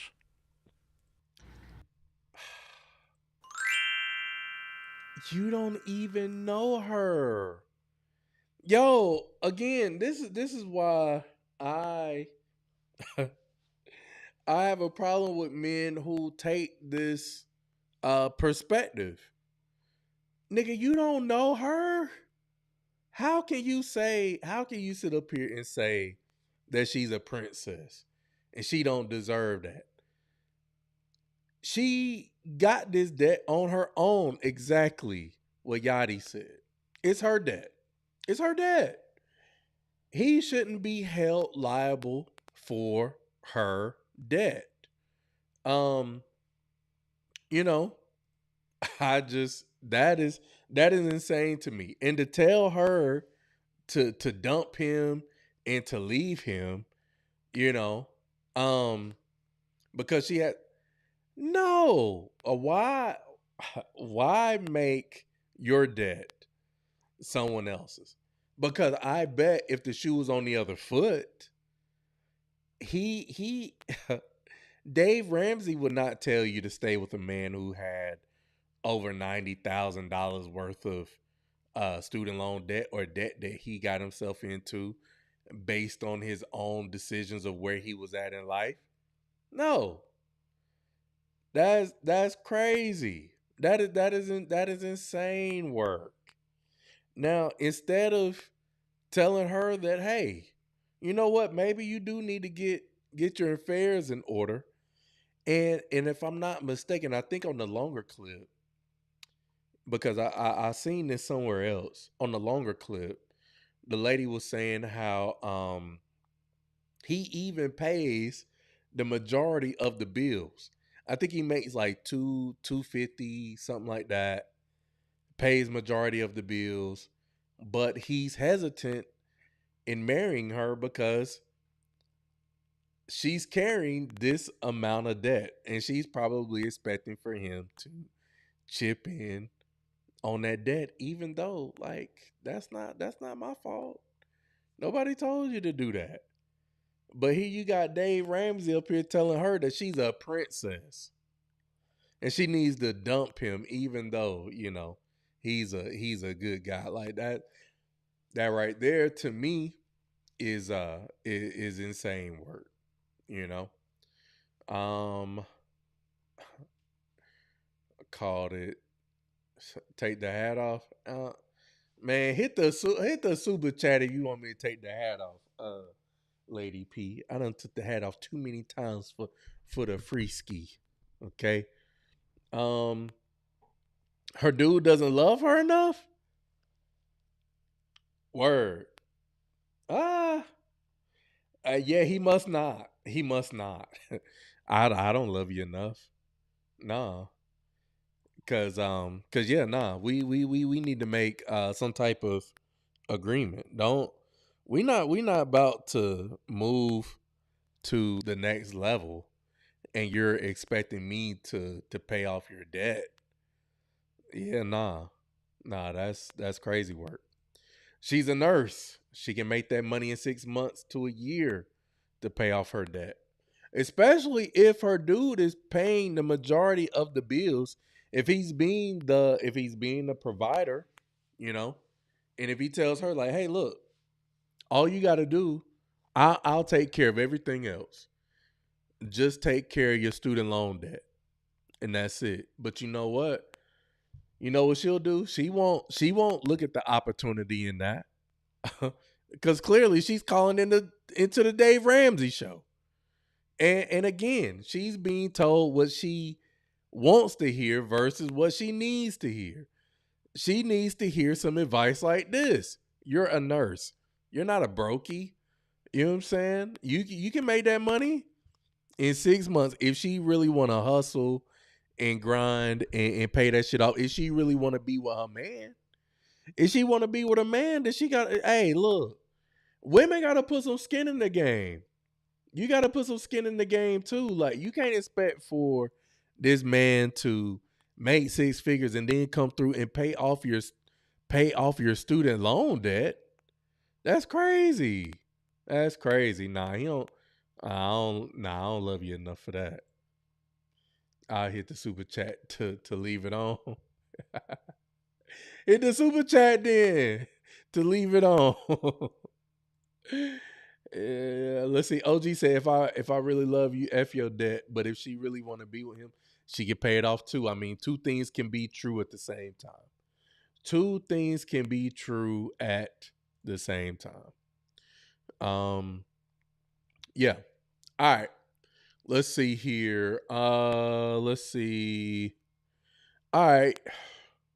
Let's get to this right here. And I think I might save some of the other clips for tomorrow. Let me ask y'all this. Before we get into to the next clip. So Jay Blight, I'm about to pour another shot. OG. If you back at the crib, you know what I'm saying? Hey, Jay Blight sent a super sticker. Shout out to Jay Blight for sending the super sticker for me to keep my hat on. I'll keep my hat on, dog. I'll keep my hat on. Lady P, now look, you can send a super sticker or a super chat that is higher than a 149. That's higher than 149, and I'll take the hat off. You know what I'm saying? So if you want the hat off, Lady P, I'm gonna whore myself out tonight. I'll whore myself out tonight, Lady P. If you want me to take the hat off. And I'll keep the hat off for at least 5 minutes on the stream if you send in a super chat or a super sticker that is higher than Jay Blight. How about that? All right, let's see. My boys is ready. My niggas is ready. They got the shots up. All right, let's see. He sent one earlier too. Oh, okay. I didn't see that. I must have missed it. My bad. Gotta sacrifice to get that money and pay that student loan. Yeah. You gotta get out here on this grind. It's money to be made. People don't want to make it though. Hey, shout out to y'all. Shout out to Jay Blight and OG.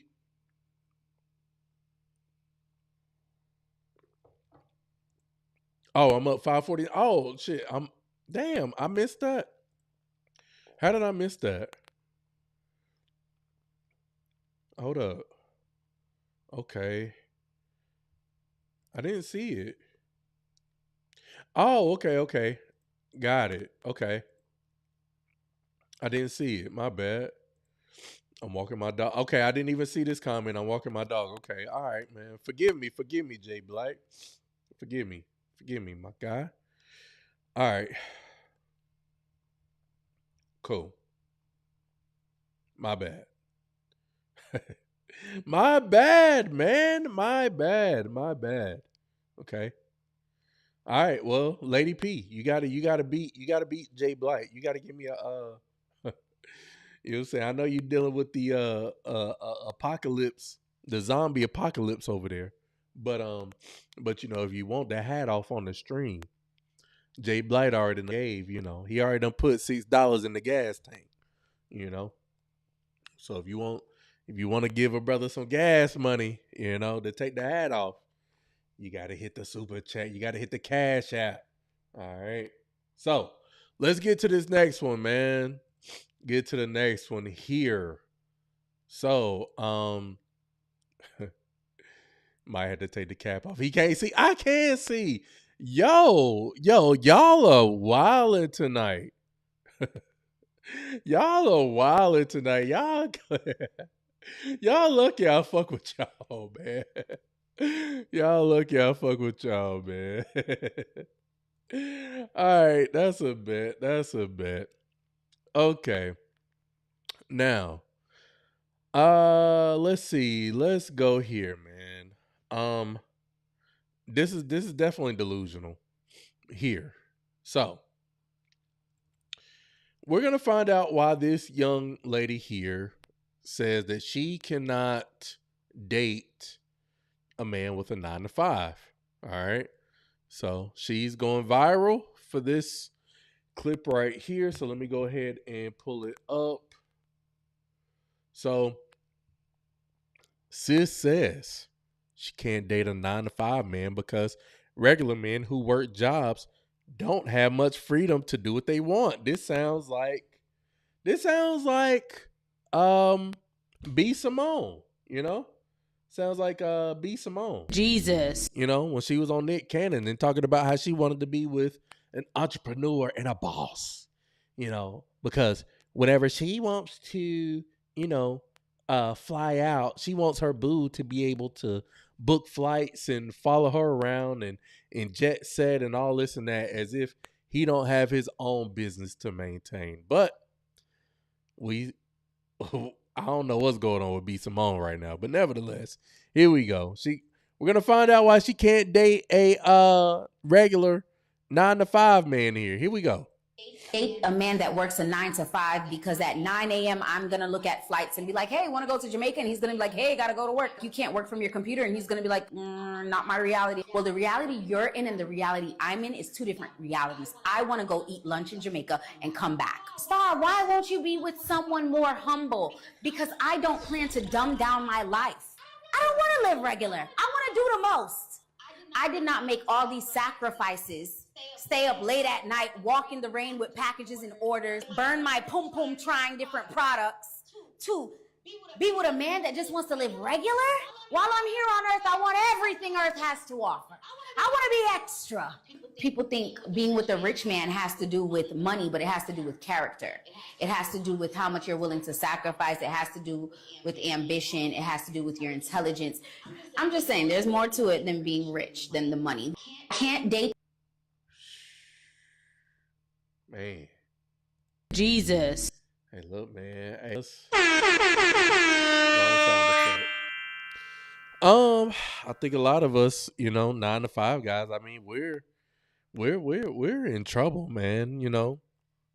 I mean, hey, I don't know where, you know, others of us fall on the side on this side of the game. But let's get to some of the comments before I give y'all my thoughts on it. But y'all pretty much know what I'm going to say on it. But, you know, let's get to some of these comments. We got Mary in the comments. Mary said, hold up, my bad. Did not mean to pull up Mary's profile. And not trying to show y'all my feet picture collection. All right, let's see. Here we go. Mary first comment, Mary says, give me a 9 to 5, 3 to 11, 7 to 3, overnighter, blue collar tradesmen, union workers, a hard working, honest man. I'll gladly appreciate and support him/us. I got to like the comment.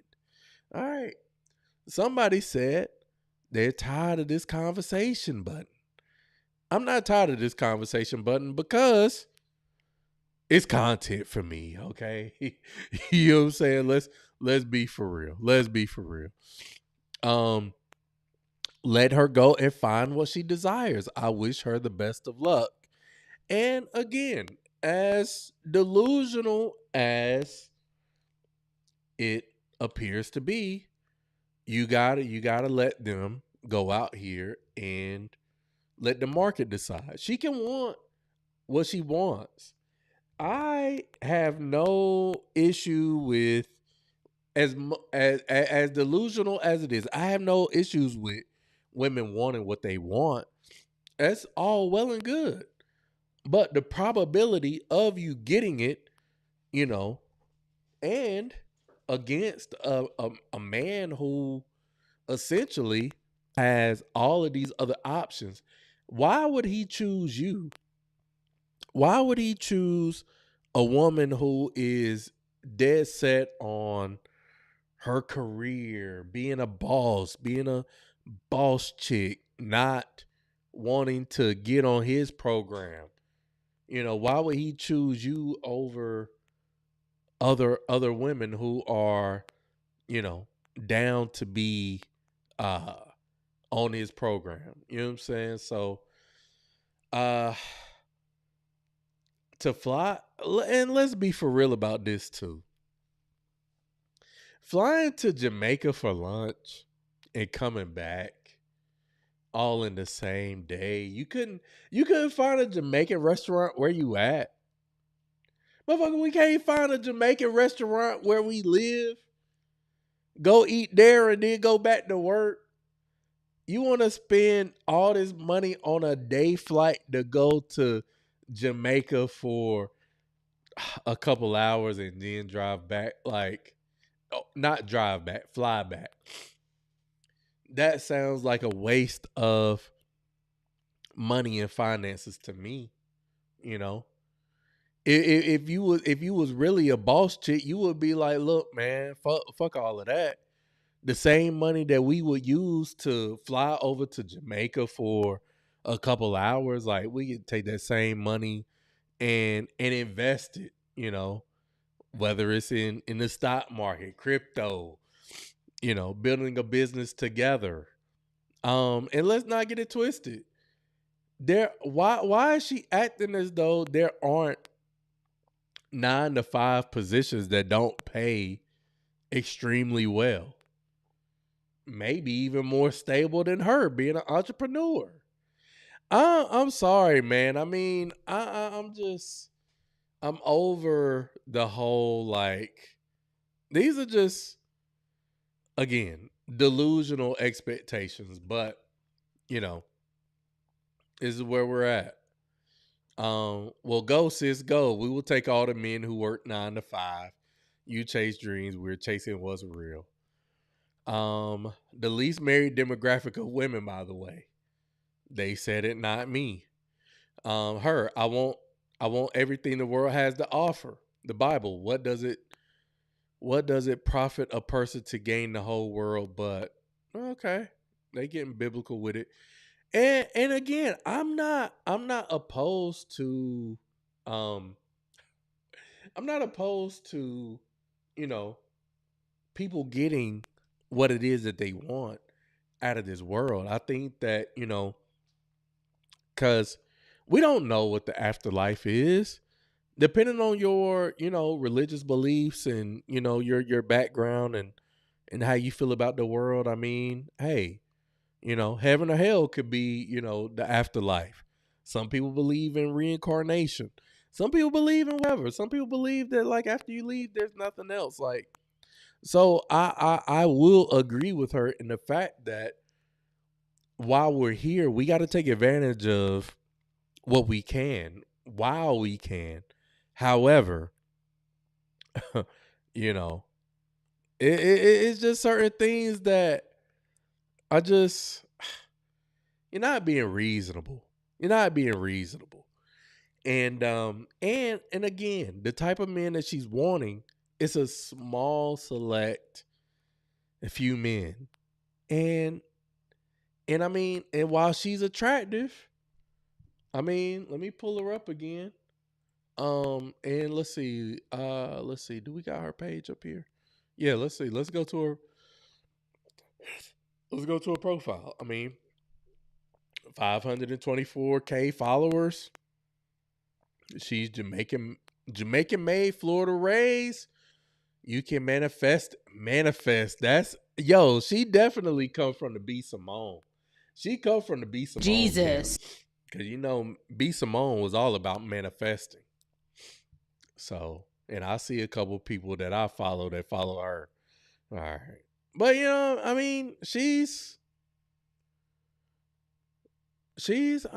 not she's an attractive woman.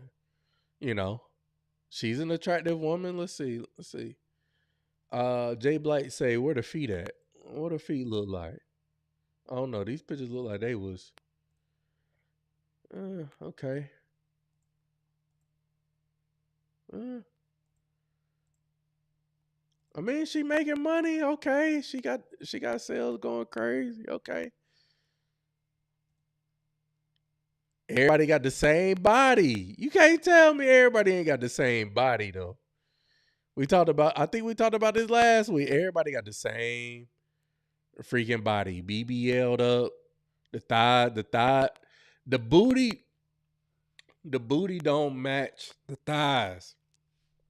Oh my God. The ass is not matching the thighs, but you talking about going to Jamaica for a brief lunch and then coming back. She ain't playing no damn soccer. Like, let's be for real. Feet might be cute. Okay. What's she doing to the poom poom right there? I don't know. What the poom she doing right? I don't get that. Let's see. POV, you found a body deodorant that got you smelling sweet all day. Oh Lord. All right, man. Anyways.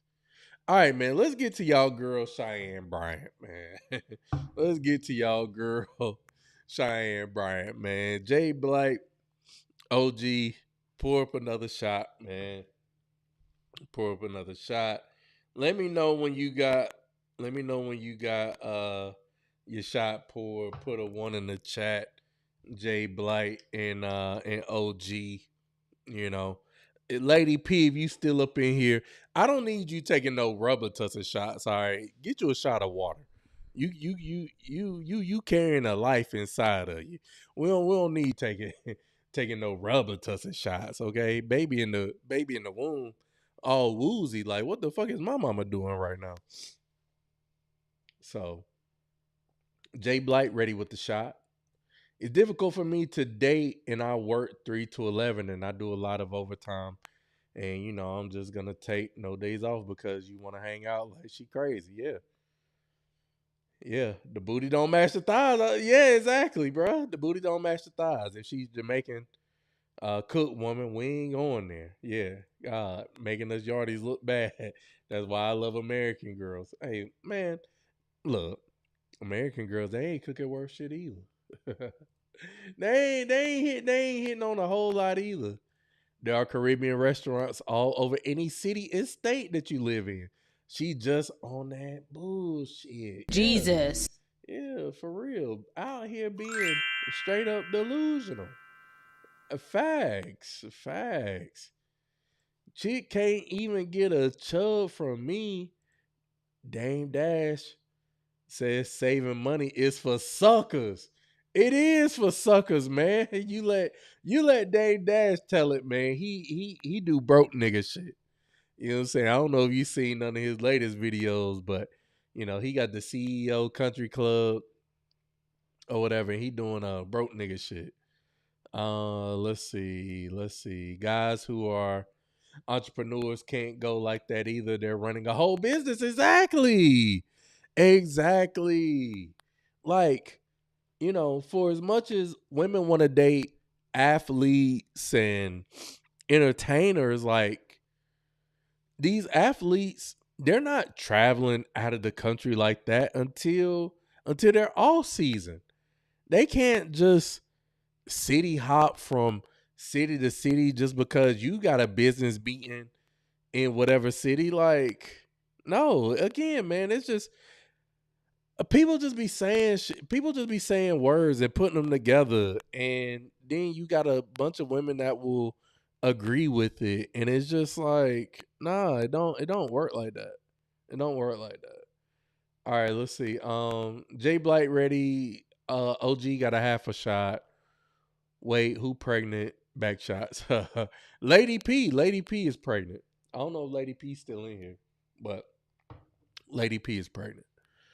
Some American girls then. Yeah, I mean, yeah, maybe, maybe some of them. But cheers to y'all. Half shot to OG and a full shot to Jay Blight. Y'all better be taking one too.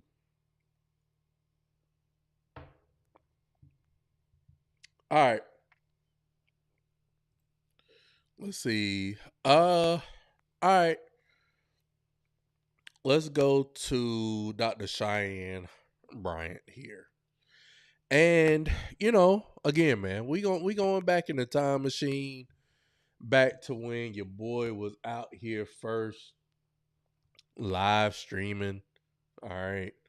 This is back in episode 25, as a matter of fact.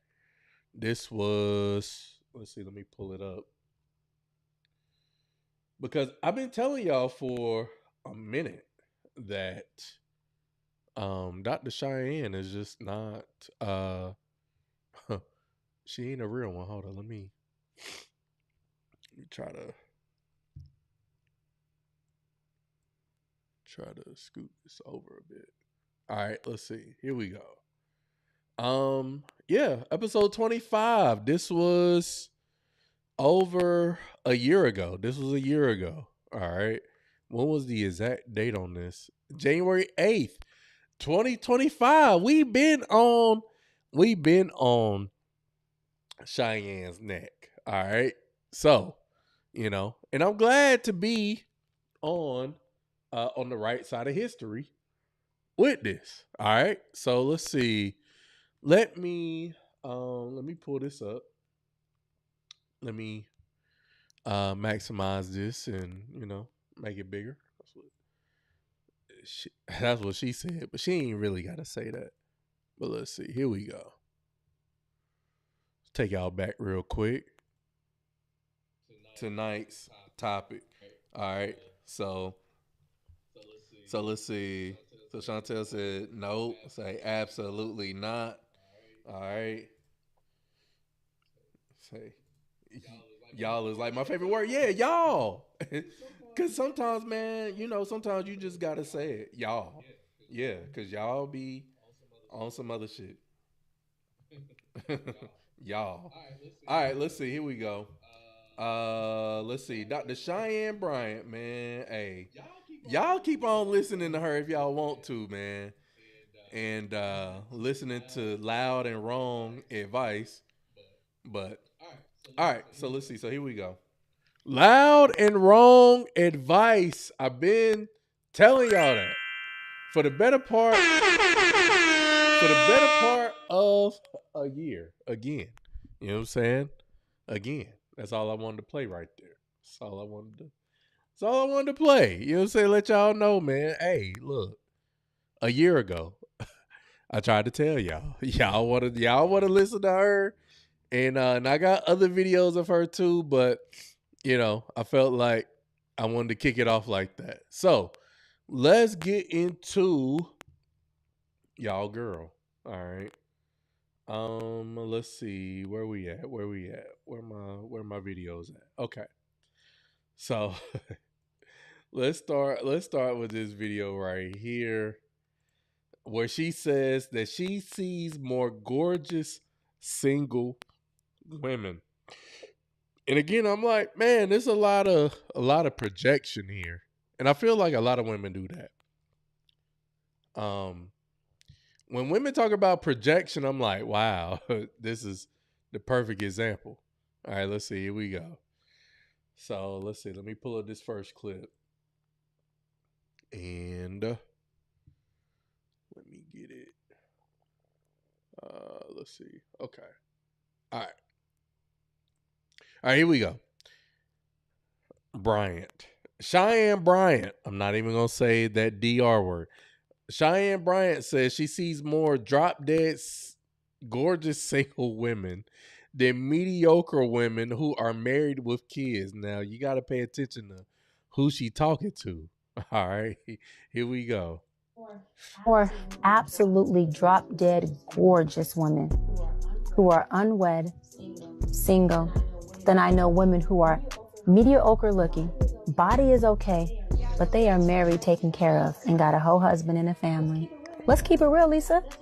That's the truth. You got more mediocre women who are married than drop dead gorgeous fine women. That's so true. That's so true. She says she sees more drop dead gorgeous single women than mediocre women. Now she's married. She's married to another content creator. And if we being honest, she's mediocre. It's like, God, dog. Why? A lot of times when a woman is aesthetically absolutely drop dead gorgeous and well put together, that means she had to do less work where? Internally. Oh, interesting. A lot of times when women are maybe haven't always been the most beautiful one in the room, the most attractive one, they've had to do more work where? Internally. Because they have to figure out, well, if my value isn't here, then I gotta have value somewhere. What do I have to offer? I mean, like, the shit writes itself. By all measures and standards, people would look at Cheyenne Bryant and say that she's conventionally attractive. She's light skinned, pretty eyes, decent body, so she doesn't necessarily have to work on the internal. And if y'all are privy to her dating history, she's been engaged a couple times. She was in a relationship with a man for 10 years, and after year 5, she knew that the relationship wasn't going anywhere, but she chose to stay in said relationship. This, that, and the third. She's no different than a Melissa Ford. Yeah. All right, let's keep going here. And when we're talking about choosing a mate and a mother of your child and a partner and a life long forever, am I choosing someone who at some point the exterior is going to deteriorate? Or do I choose someone whose substance is going to outlive everything externally? And I find that in my field. Gorgeous women. The most that they get, not all the time, but a lot of the time, is a baby. And the man who doesn't even want to be with their mother child. Very sad. I know more. Man, golly. Man. Okay, so that's just the first clip here, man. OG said, God, my chauvinist ass is more empathetic towards women. Explain why, OG. Explain why. Why are you more empathetic towards women after seeing this clip right here? Please explain why. All right, let's see. Let's get to the next Cheyenne clip here. And if I'm playing some of these, because doing these 2 live streams a week, sometimes I be you know sometimes I be forgetting what I played and what I didn't play. But I want to play what she said on Joe Budden's podcast, and I also want to play the Breakfast Club clip. So I think, all right. So let's see this one here. This one here again. You know what I mean? Cheyenne. I mean, good looking woman, but the ones that be the prettiest, sometimes the screws be all the way loose. You know what I'm saying? But again, black women specifically, y'all created Dr. Bryant. You know what I'm saying? Like a Frankenstein experiment. Y'all really created her because y'all enjoyed and loved the fact that she went on these black male platforms, in which, let's not get it twisted, they gave her the opportunity to come up there and give her the opportunity to talk her shit. And she got up there to talk her shit, but she also shitted on the hosts that on the same platforms that she was on. Nick Cannon shitted on him. Cam Newton shitted on him. Shannon Sharp shitted on him. But then, hey, she got over to Paul Pierce. Paul Pierce wasn't having that. He wasn't having that. He kind of gave her some pushback. That was probably the most pushback that I've seen. And kind of had her like stumbling and fumbling and mumbling over her words. Whenever it comes to her. Y'all wanted to believe that she's a medical, clinical doctor who's out here giving sound advice, but she's out here violating HIPAA violations by talking about some of the people that she works with. Then she gonna sit up here and tell y'all that, it doesn't matter if she has a title or not, because the only reason why you need to have a title is to build insurance. Again, but this is the woman that y'all, that's y'all queen. That's y'all queen. We got DJ Pretty Beats in the building. We got the homie in the building. Oh man, I appreciate you being just in time. Just in time. Yes, indeed. Me and DJ Pretty Beats, we got to catch up. It's been a minute. We got to catch up. It's definitely been a minute. All right. So let's see here. The post reads, Dr. Cheyenne Bryant defends not having a license. Says she's a psychology expert. Oh my Lord. Jesus. Oh man. Stop the cap. All right, let's see. Here we go. She says in the caption here, I don't need a license because I'm not a therapist.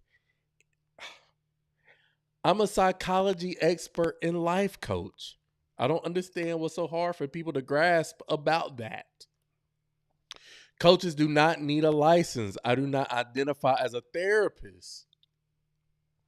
My bio does not say therapist, and my website does not say therapist anywhere on it. It clearly says psychology expert and life coach. Now, this is what she's saying. All right, let's see. Let's get to some posts that, go against What's she saying here? All right, let's see. Let's go. Let's see. Is this? Let me see here. What post is this? Oh, okay, that's the. Okay. Yeah, that's that one. Okay. Let's go to. All right, we'll play this one because this is when people really kind of started to question her credibility whenever she went on the Joe Budden podcast. All right, so and then we're gonna hear from a real doctor. All right, from Dr. Raquel Martin. I'm gonna hear from a real doctor. All right, so let's see. Here we go. Practice under a license. And why Right now, I'm would in we- private practice. what? I'm saying, and Yeah. that's what people don't understand, right? So just to educate some folks a little bit.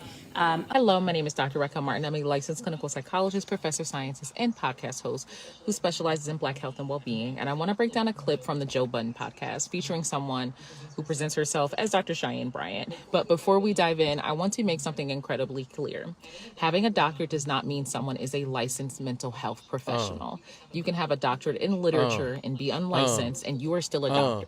You can have a doctorate in education and hold an LPC, being a licensed professional counselor, and you are a licensed mental health professional, and you are still a doctor, but your doctorate is not in psychology. When evaluating anyone's credentials, it's really critical to look at two things: what their doctorate is actually in, and whether they hold a relevant clinical license. In this case, the person you're about to hear from is unlicensed. I'm going to break down why that matters and why this particular message is harmful, especially to the Black community that she claims to be serving and that I actually serve. A license is really only needed so you can bill insurance. That is incredibly misleading. Yes, you do need a license to bill insurance, but that is not why licensure exists. Licensure protects you. It means I have completed specific education and supervised clinical hours, passed rigorous exams, and I'm accountable to a regulatory board. If I breach confidentiality, if I cross ethical boundaries or harm you, you have somewhere to file a complaint and be sure that I'm held accountable. A license is not paperwork just for billing. It's a consumer protection. When someone drops or loses or no longer has a license, they're not solely avoiding the insurance hassle. They're also removing your recourse if something goes terribly wrong. Not binded by BBS, the behavior board science of science. She can't even get it out. She can't even get it out. Rules and regulations. And she got Doc on her neck. Dr. Bryant in her earrings. She showed up at the Jeezy concert damn near naked. But this who y'all listening to for dating and relationship advice. All right. And ethics. And so it just opened up a whole nother, floor and industry for me. And she's also saying this like it's a good thing. I want to state something really important. Ethics codes exist to protect you from exploitation and boundary violation and providers practicing outside of their competence. When someone celebrates being free from ethical oversight, I want you to think of that as a red flag, a flashing one. Because she about to tell y'all anything. She about to give her opinion on anything in the world and deem it as clinical and educational, and somehow, because she's a doctor, that you're supposed to believe her because she got said degree. All right. It's a warning sign because those rules exist because real harm happens when they're not in place. So celebrating that you don't have to be accountable to that should be concerning to you. As a therapist, two things: you can obviously make what you deserve, because therapy is real. We're giving everything we have in there. And we're unpacking shit, and we're helping you process through things. So it's not us sitting there, well, if you're an effective therapist, saying, tell me more. You should be unpacking. And you should be able to take somebody and drive with them to their goal. And here's another thing. She keeps calling herself a therapist, and in most states, that's actually illegal without a license. You cannot legally use the title therapist or provide psycholicensure. What she's describing now is coaching, and coaching and therapy are fundamentally different. Coaches help with goals and accountability. Therapists are trained to diagnose and treat mental health conditions, trauma and depression and suicidality and psychosis. If someone with untreated bipolar disorder or PTSD thinks they're getting therapy from a coach, they're going to be seriously harmed. These are actual conditions that go undiagnosed and untreated, especially within the Black community. My clients, the truth is that in order to bill insurance, I have to diagnose you. And you only get about 6 weeks. In order for me to get 6 more weeks approval, guess what?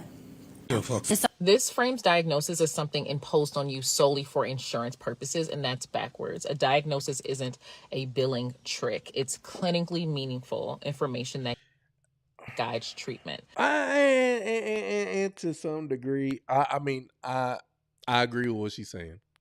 However, you know, working with kids, I be seeing so many kids who are diagnosed with autism and ADHD that is not even funny, and it's so that they can bill insurance. So while I technically see her side of it, I also see the other side of it where people are trying to hustle and make money from it as well. And the 6 weeks claim is also not accurate across the board. Now, I'm not saying that we should not be addressing insurance, because we need to rise up when it comes to insurance authorizations. Like, we very much do. That is a different video. But insurance authorizations vary widely by plan, diagnosis, and medical necessity. Many people receive months of years of covered therapy. And she's also making it sound like licensure forces short-term diagnosis-driven care. And that's just simply not how it works, as someone who is actually a licensed mental health professional. Majority of people who know that in order to bill insurance as a therapist or a physician or a psychologist, psychiatrist, you have to diagnose. So what do they rather do? Pay out of pocket. That's what I And do. so when I realized that, I thought, well, Lord. okay, it may create a gap within our community, our Black community, who can't afford health care or afford mental health services. I hear the concern and the access problem is real. Her solution, unregulated, unlicensed coaching, isn't the answer. And there are... It's definitely not the answer, because she don't be giving out no valuable advice, man. She be loud and wrong all the time. A wealth of licensed Black therapists, he, she, and they, Black-owned practices, sliding scale clinics, community mental health centers doing this work with their licensure intact, keeping their credentials because their clients deserve protection. The solution to healthcare access gaps isn't removing safeguards. It's expanding access to regulated care. It's providing more scholarships for people like us to get the training necessary. It's more support group. It's actually mutual aid, but it's not what she is stating. I'm in private practice. I make much more money. It allows me to have more leverage and really be hands-on with my clients. I'm not binded by BBS, the Behavior Board Science rules and regulations and ethics. And I want to be honest about what's really happening here, because the messaging is awful to me. The pitch to potential clients is, I can give you more personalized care. The pitch to herself is, I make significantly more money and I'm not bound by any kind of oversight. And those are two entirely different things. And when your financial incentive is disconnected from professional accountability, that is a conflict of interest. However, she is not bound by anything when it comes to conflicts of interest, because the only thing that she is bound by is the limits of her own ethics and morality. Because she can get on here and tell y'all that she loud and wrong and give you sound terrible advice, and there's nothing that's, binding her to any type of accountability whenever it comes to, actual ethics. It's crazy. Look, coaching has real value, and y'all know I be hold real coaches down. If you want goal accountability, a coach can help, but coaching is not therapy, and no coach worth their salt will say anything other. If you're dealing with mental health like anxiety and depression and trauma. All right, so shout out to her, shout out to Raquel Martin, PhD. Y'all pretty much get the gist of that, right? All right, y'all are smart, intelligent Black folks in here, so I don't have to play the rest. But I mean, after the Joe Budden podcast and everything, I mean, she definitely faced a lot of scrutiny. And the funny part about this whole situation to me is that, after her going on the Breakfast Club, well, hold on, let's back it up. Let me see if I can find this clip right here, because in all honesty, I feel and think that whenever she put out this statement, this is when you saw women, specifically Black women, starting to turn on Cheyenne Bryant. All right. Let's see. Let me see if I can find it. It says,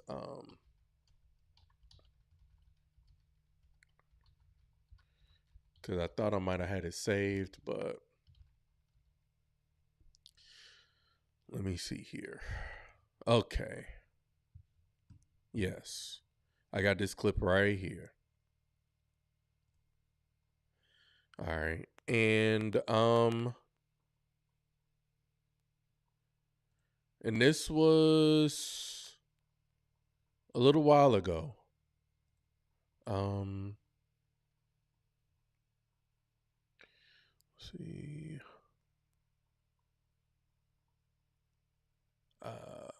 Let's see. No, let me go back. All right. Let me just play this one. Okay, no. I don't want that one. Okay. Who's more delusional? Let's see. Hold up. Give me just a second, y'all, because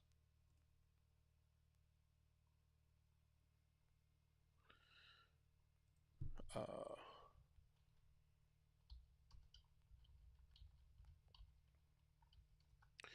right, I got it right.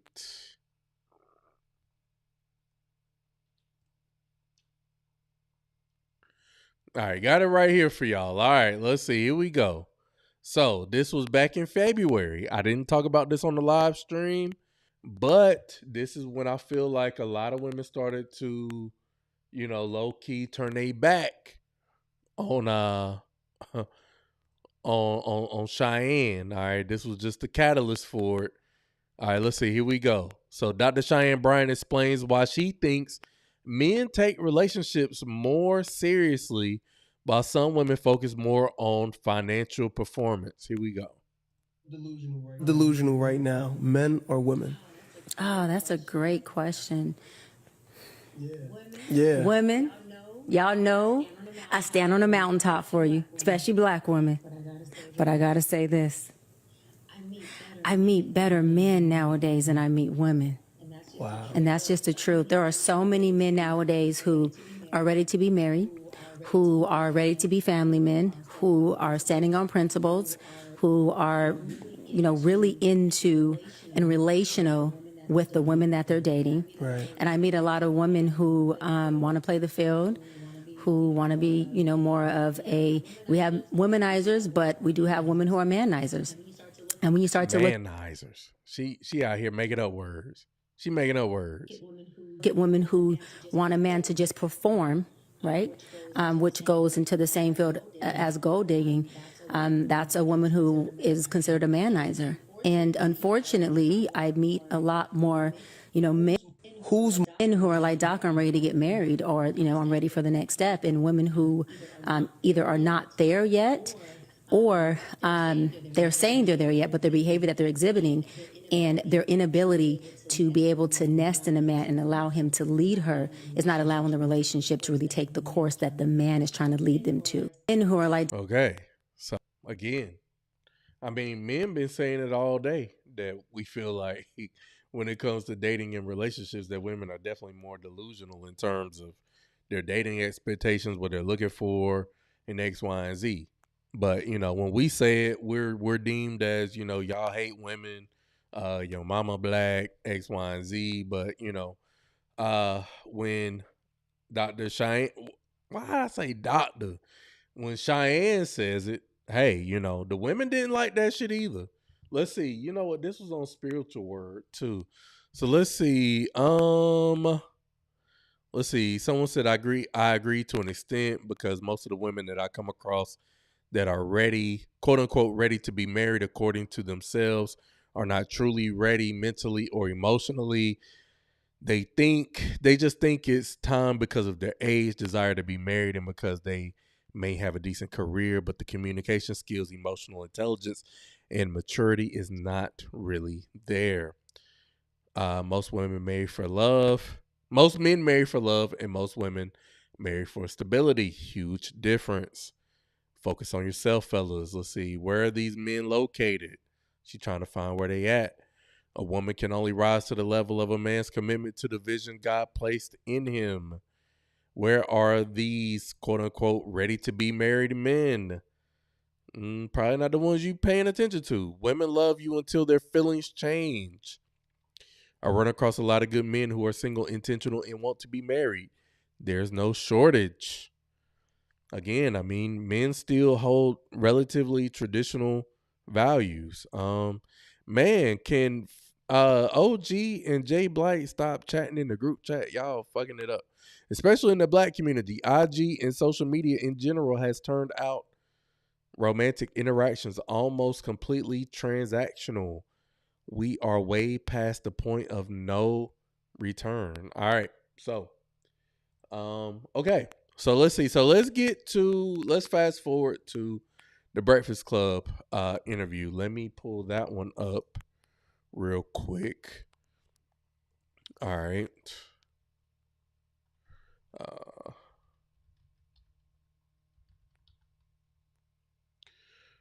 The Breakfast Club. All right. So as y'all know, she just went on the Breakfast Club not too long ago. I think a day or so ago. And yeah, OG, y'all is up here. I've been trying to figure out how to disable the notifications with the messages, but I can't do it. So it's been fucking me up. Let's see. Where? All right. Let's see. Where is... Okay, here we go. So let me pull up this clip right here where she's going to clear up the rumors about the legitimacy of her doctorate degree. All right. Let's see. Here we go. The conversation about your doctorate because people can't find your dissertation online. Mm-hmm. How are you responding to that in this new era of your life? I'm going to clear it up once on here. I'm not doing it again. And I'm clearing it up for my doc squad, for my fan base, for my audience who deserve to hear me address it. For the folks who have already made up their mind to not like me or not understand me. Listen, I don't give a fuck what your narrative is. I would like for you to recreate it, double down on it, and run that shit. And that's what we gonna do. And that's what and that's what we gonna do. We gonna do that. We gonna double down on the narrative and we gonna run with it. We gonna run with that shit. Imagine your PhD therapist, out here cursing and saying all types of profane things when you're just asking her to clear up a rumor. Why is she getting so offended? Again, I said this on Threads. She sound like how Dr. Umar be sounding when they ask him why we ain't got that school yet. But let's keep going. Because I don't give a fuck about it. Now, to my doc squad, my fan base, my folks, my village, it's very simple. I went to a school, Argus University, completed an entire program. I went back online to get my official transcripts because I was applying to a law school many years ago to be a professor there. And I had to provide my transcripts, right, to get hired. And I went to contact the school and say, hey, I need my official transcripts. I need my entire thing. And there was no school. I was like, okay, I'm confused. I Google. It says this school has been shut down. I said, oh, well, they got to have records. I mean, they were accredited when I attended the school. They were accredited when I finished the program. I go and look, there is a third party that has the records. Why I contact the third party, that third party only holds records for 2 years. I was past my 2 years. So that means that I had no access to records. And then I contacted, financial aid. You can't make up financial aid. It shows that I paid for a doctoral program alongside my master's program and my undergrad program. And they said, we can fully refund you your money under one circumstance. We give you your money back. You don't get credit for not a class, a course, a program you took in this university, at this institute. So do you want us to refund you? Or do you want us not? I said no. Because I didn't want to risk the chance of them saying, well, we're going to give you back your money, and it wipes out your entire program. Luckily, I had, I do this with all of the schools. I had downloaded from the actual student portal my transcripts at that time, and I was able to get just about all of my transcripts, including up to like dissertation. But everything else, there's just no holding take for any of our records, which I think is completely effed up. Just in they general. are going to kill you online this week. They're going to say she has no records. They just want to hate you regardless. No, that's fine. And it's not even that there's no records, that I don't. The school had a third party that carried the records only for a limit of 2 years. So it's not me, it's any student that attended Argosy. But again, it doesn't, how can I say it? It doesn't affect me, because if I chose to go get a license as an LMFT, I have my master's in marriage and child therapist, I have my hours, I can just take that and say, hey, let me submit these for licensure, and I want to go sit for my exam, and all I have to do is study. I don't need a doctorate in counseling psychology to go get licensed as a therapist. That's what we're all missing. The conversation about, man, it just sounds suspect to me. That's all I'm saying. It sounds very suspect to me. But let's get to the comments. Fighting this sneeze right now. All right, let's see. First comment reads, Lord, this is a lot. I don't know if I'm gonna read all this.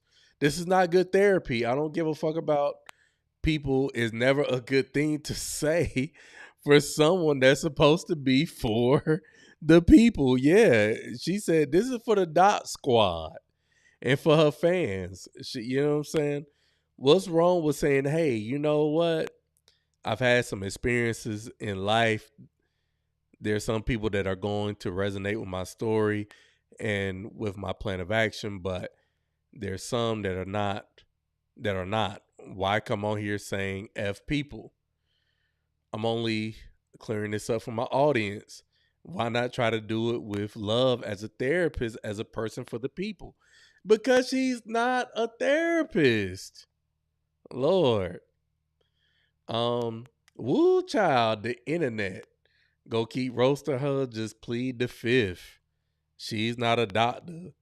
Girl, you lying. I attended Argosy, and yes, they are closed, and I can still get my transcript. How about that? I don't blame her, because I'm definitely putting on my resume Chief Financial Officer for Spirit Airlines from January 2017 to May 2025. Who go check me, boo? Who go check me? She by Sheree? Okay. She could have just brought her diploma to the show. Exactly. You are not licensed as a doctor, therapist, or any other clinical professional. Yet you allowed yourself to be presented that way across multiple platforms. There are reposted articles and public references where people refer to you as a therapist, and instead of correcting the misinformation, you benefited from the credibility it created. So, speaking of, let's get to this next post. All right. Let's see if this is the one right here. I think this is the one. Yeah, here we go. Because you know what's funny to me is all of a sudden, now all y'all women are out here saying, I knew she was a scammer. I knew she was this. I knew she was that. But it didn't matter to y'all as long as she was denigrating and down talking on black men. Y'all didn't care what kind of degree she had or didn't have. I just had a conversation with somebody on Threads who posted this. Cheyenne Bryant never referred to herself as a therapist. So I then posted the receipts of her actually presenting herself as a therapist. This is something that is posted on her highlights right now, where she posted an article written by someone at NBC where they referred to her as a marriage and family therapist. This is posted on her page. When I showed this to the woman on Threads, her response was this, essentially saying that that's an article saying that she was a therapist. That's not her saying that she's a therapist. If she reposted an article that was written by her, calling her a therapist, that is her intentionally spreading misinformation.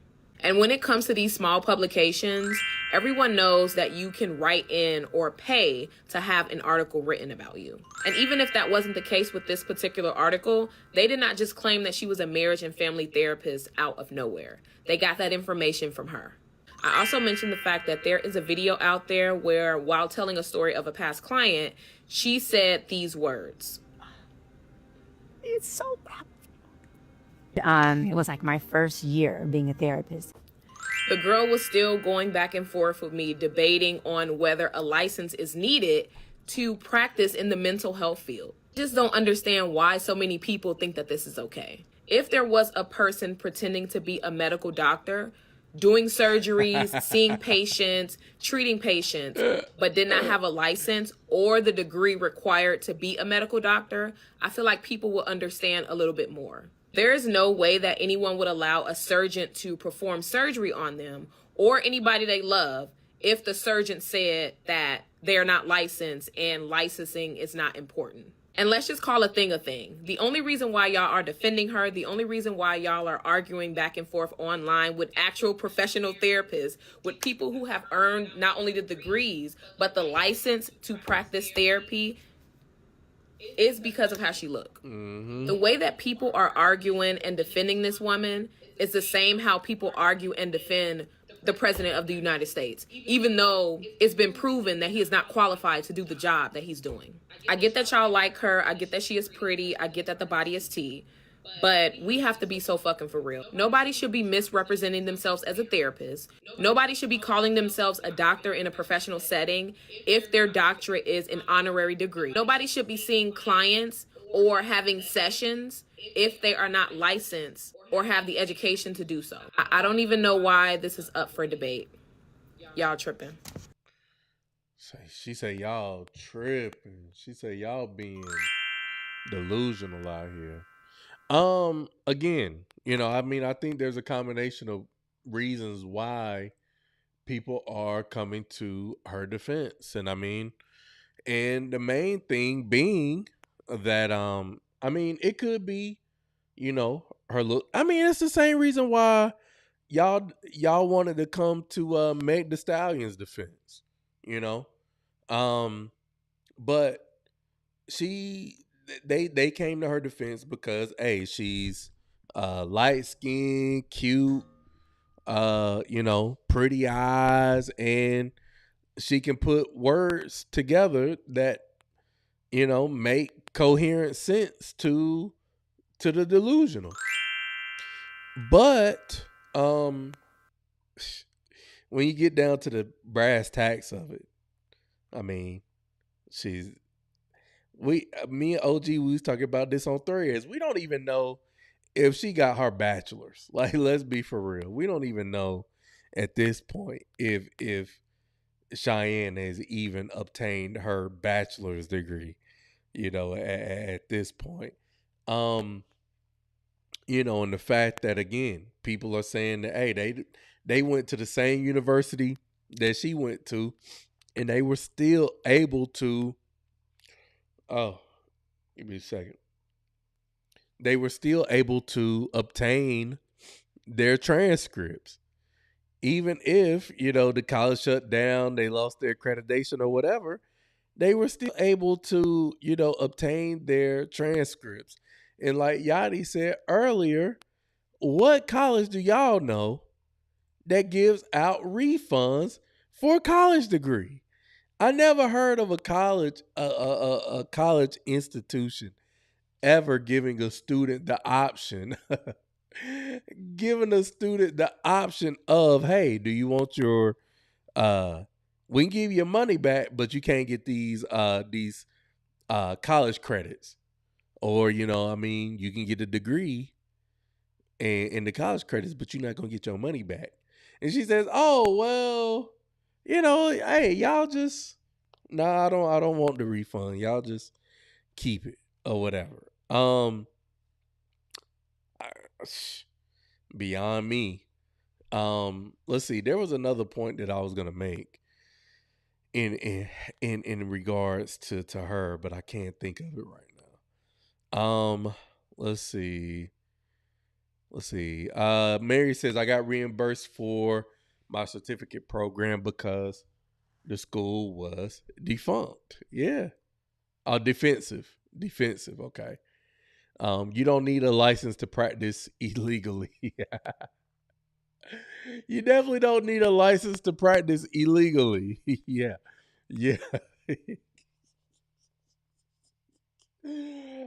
That's facts, man. You don't need a license to practice illegally.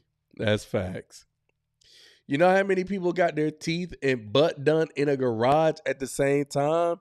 Yo, that's what I'm saying. I look, y'all remember that girl that I posted probably a couple months ago that was out here doing braces, you know? Another chick that lost her teeth, you know, fucking around trying to get some veneers, you know? So yeah, so it's no different than Cheyenne out here providing coaching services or whatnot. Yeah. That's facts. That's facts. But I mean, again, you know, and then you got people defending her and saying that, oh well, she never technically said she was a therapist, but then there's proof saying that she's a therapist. And I know I've listened to her talk about her counseling couples and telling women to do certain things. You know, like, we're not gonna sit up here and act like you didn't portray this narrative that you were a therapist. But, you know, like I said, that was the point I was gonna make. Many women are gonna come to her defense because yes, she has pretty privilege. But also the reason why a lot of women are gonna come to her defense is because her platform was based on catering to women and going on these powerful, you know, men-centered types of podcasts and telling these black men how they're essentially creating broken homes. But when you look at her dating history, it's not like you have anything to brag about either. And now, mind you, I think she told y'all last year, or she told y'all this year, either last year or this year, that she's going to be married and that she's going to have kids. We don't see that. As I was doing research for the show, she said that she was going to say she couldn't date a man that was making, you know, $50,000 a year. She couldn't, you know, she wanted her own family. A lot of bullshit, but you know, nevertheless. What time is this? 12:37. Okay. Did she really cater to women or just females who consider themselves better than average? Nah. I think her messages are definitely catered to women. You know, she said on plenty of occasions that she's a girl's girl. She's a girl's girl. You know, you can look at her clips from tonight's conversation.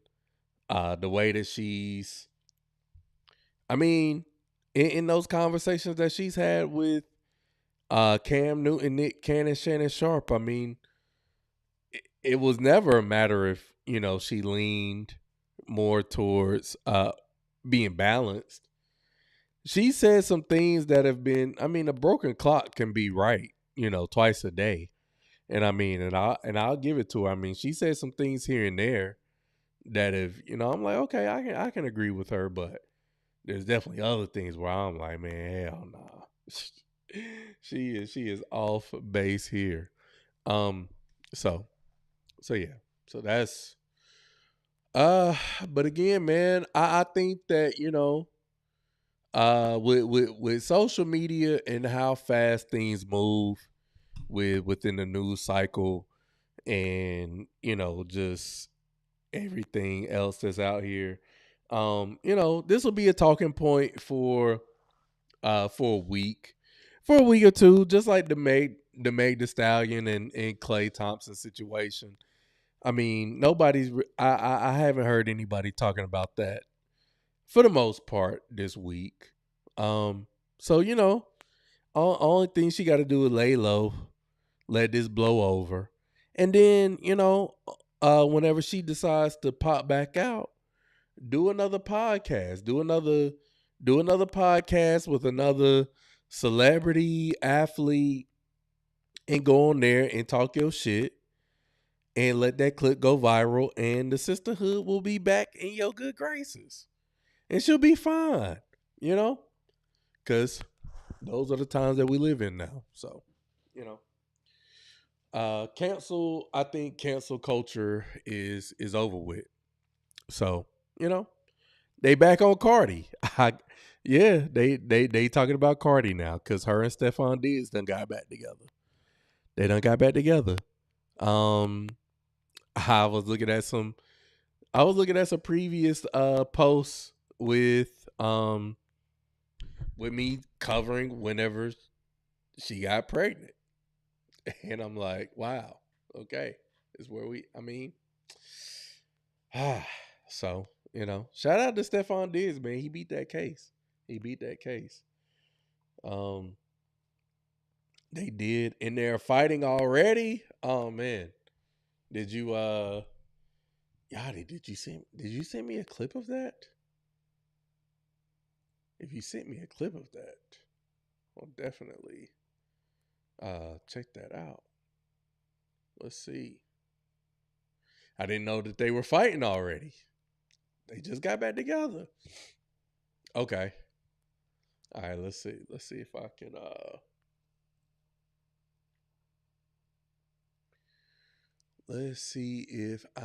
can pull it up here. Oh man. Golly. Man, the price is wrong on this one. OG, you gonna take another shot with me, bro, before we get up out of here? Already, man. Already.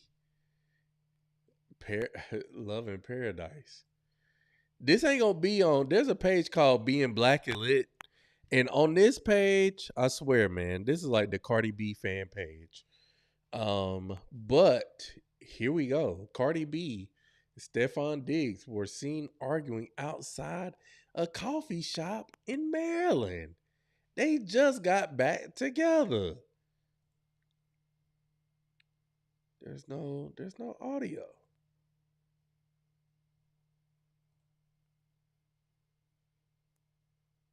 We need the audio.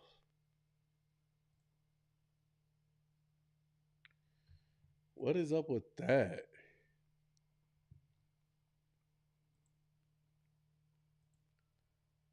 Yeah, we definitely need the audio. She going off. All right, what they saying over here? God forbid you want to cuss your dude out. Damn, y'all must be real saints in your relationship. Wait, what? Again? See, that's what I'm saying, man. Yo, again, women like Cardi B, Meg Thee Stallion, they're only gonna attract certain types of men, and they're forever gonna be in certain types of relationships. And while a lot of women feel and think that they deserve to be loved and cherished and this, that, and the third, they don't carry themselves as such. And because of that, they will forever find themselves in tumultuous, toxic types of relationships with Pookie and Ray Ray type niggas. Again, Meg the Stallion. She had the chance with Clay. Again, I'm not condoning cheating, but we're only listening to one side of the story. So, we showed y'all at that black tie event when she was acting a fool, and it was like, yo, nah, you're not ready for prime time. So, she get what she get. It is what it is. Hood love. Hood love. That's what it is. That's what it is. She made a statement. I had something along the lines of, don't you yell at your baby daddy when you're hungry. Again, it's like, why would I deal with that? Why would I deal with that in light of better options? Man, look. It's a wrap. It's a wrap for a lot of y'all. But nevertheless, man. All right, let's see. Before we get up out of here, man. Let's see, because I still got I got shit we could play for tomorrow. Because I want to talk about, oh man, yeah. We got to talk about that rapper who in Memphis, I think, that took the abortion pill during her gender reveal. We got to talk about Tyreek Hill. We got to talk about Jamie Foxx, the new Drewski skit. Women who have sex on the first date make the best wives. We got to talk about, let's see. Oh, yeah. Victoria Monet and her saying that dating women is worse than dating men.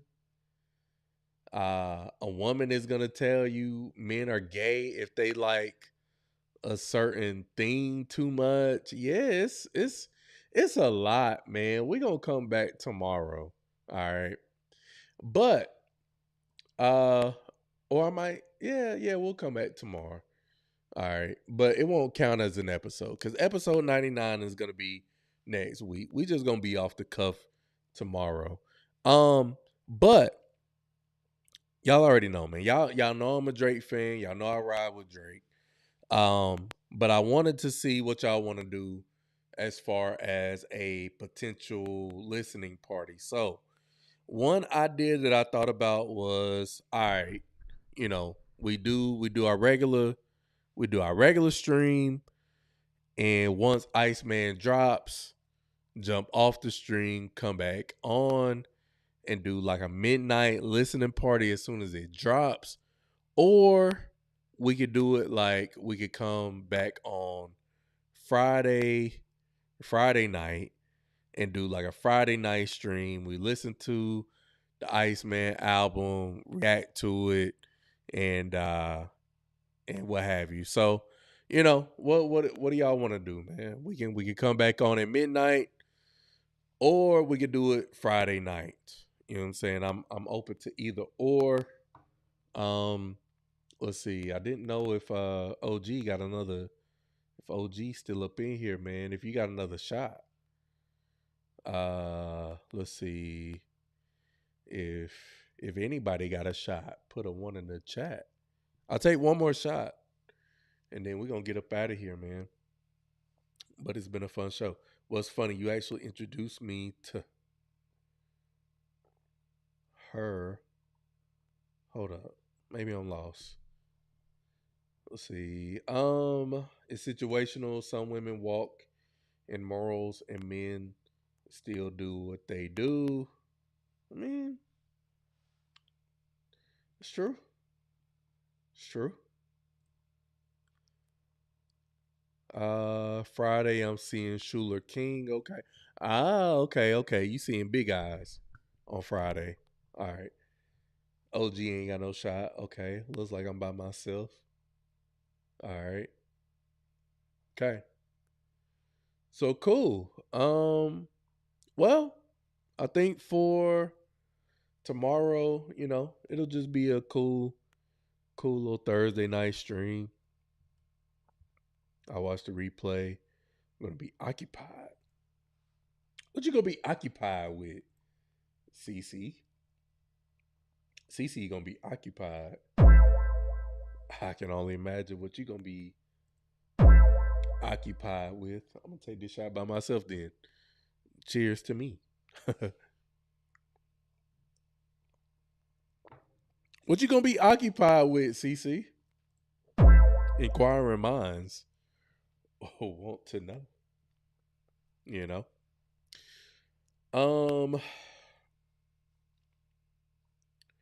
But yeah, man, I'm not gonna front, yo. I'm super excited for episode 100, the 100th episode, man. I'm super excited.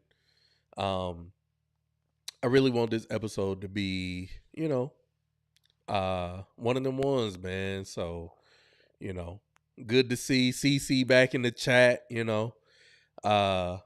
would definitely be nice to, have CC come through, Yachty come through, Mary come through, OG, J Blight, Brittany, Tasha, Pretty Beats, everybody come through, May 27th. May 27th. All right. So, I'll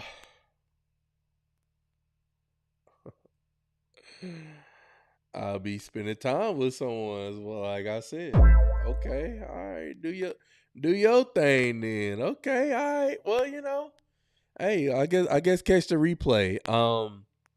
Yeah, catch the replay then. That'll be have fun. That's what's up. All right, man. Well, it is 12:50. We running on 3 hours. You know what I'm saying? I appreciate y'all coming through tonight. And again, man, we'll come back through tomorrow. We'll do the pregame at 9:00, and then we'll do the live stream at 9:30. Depending on how things go tomorrow, I may or may not do the Drake Iceman release listening party. May save that for Friday. But yeah, we'll see how things go. But nevertheless, man, enjoyed y'all coming through. The numbers and the likes on the stream, it's cool. I like it. So with that being said, man, let me get up out of here and all that good stuff. But if there's anything that you ever want to do in life, remember that it requires patience, consistency, and most importantly, it don't happen overnight. See y'all on the next video. Peace.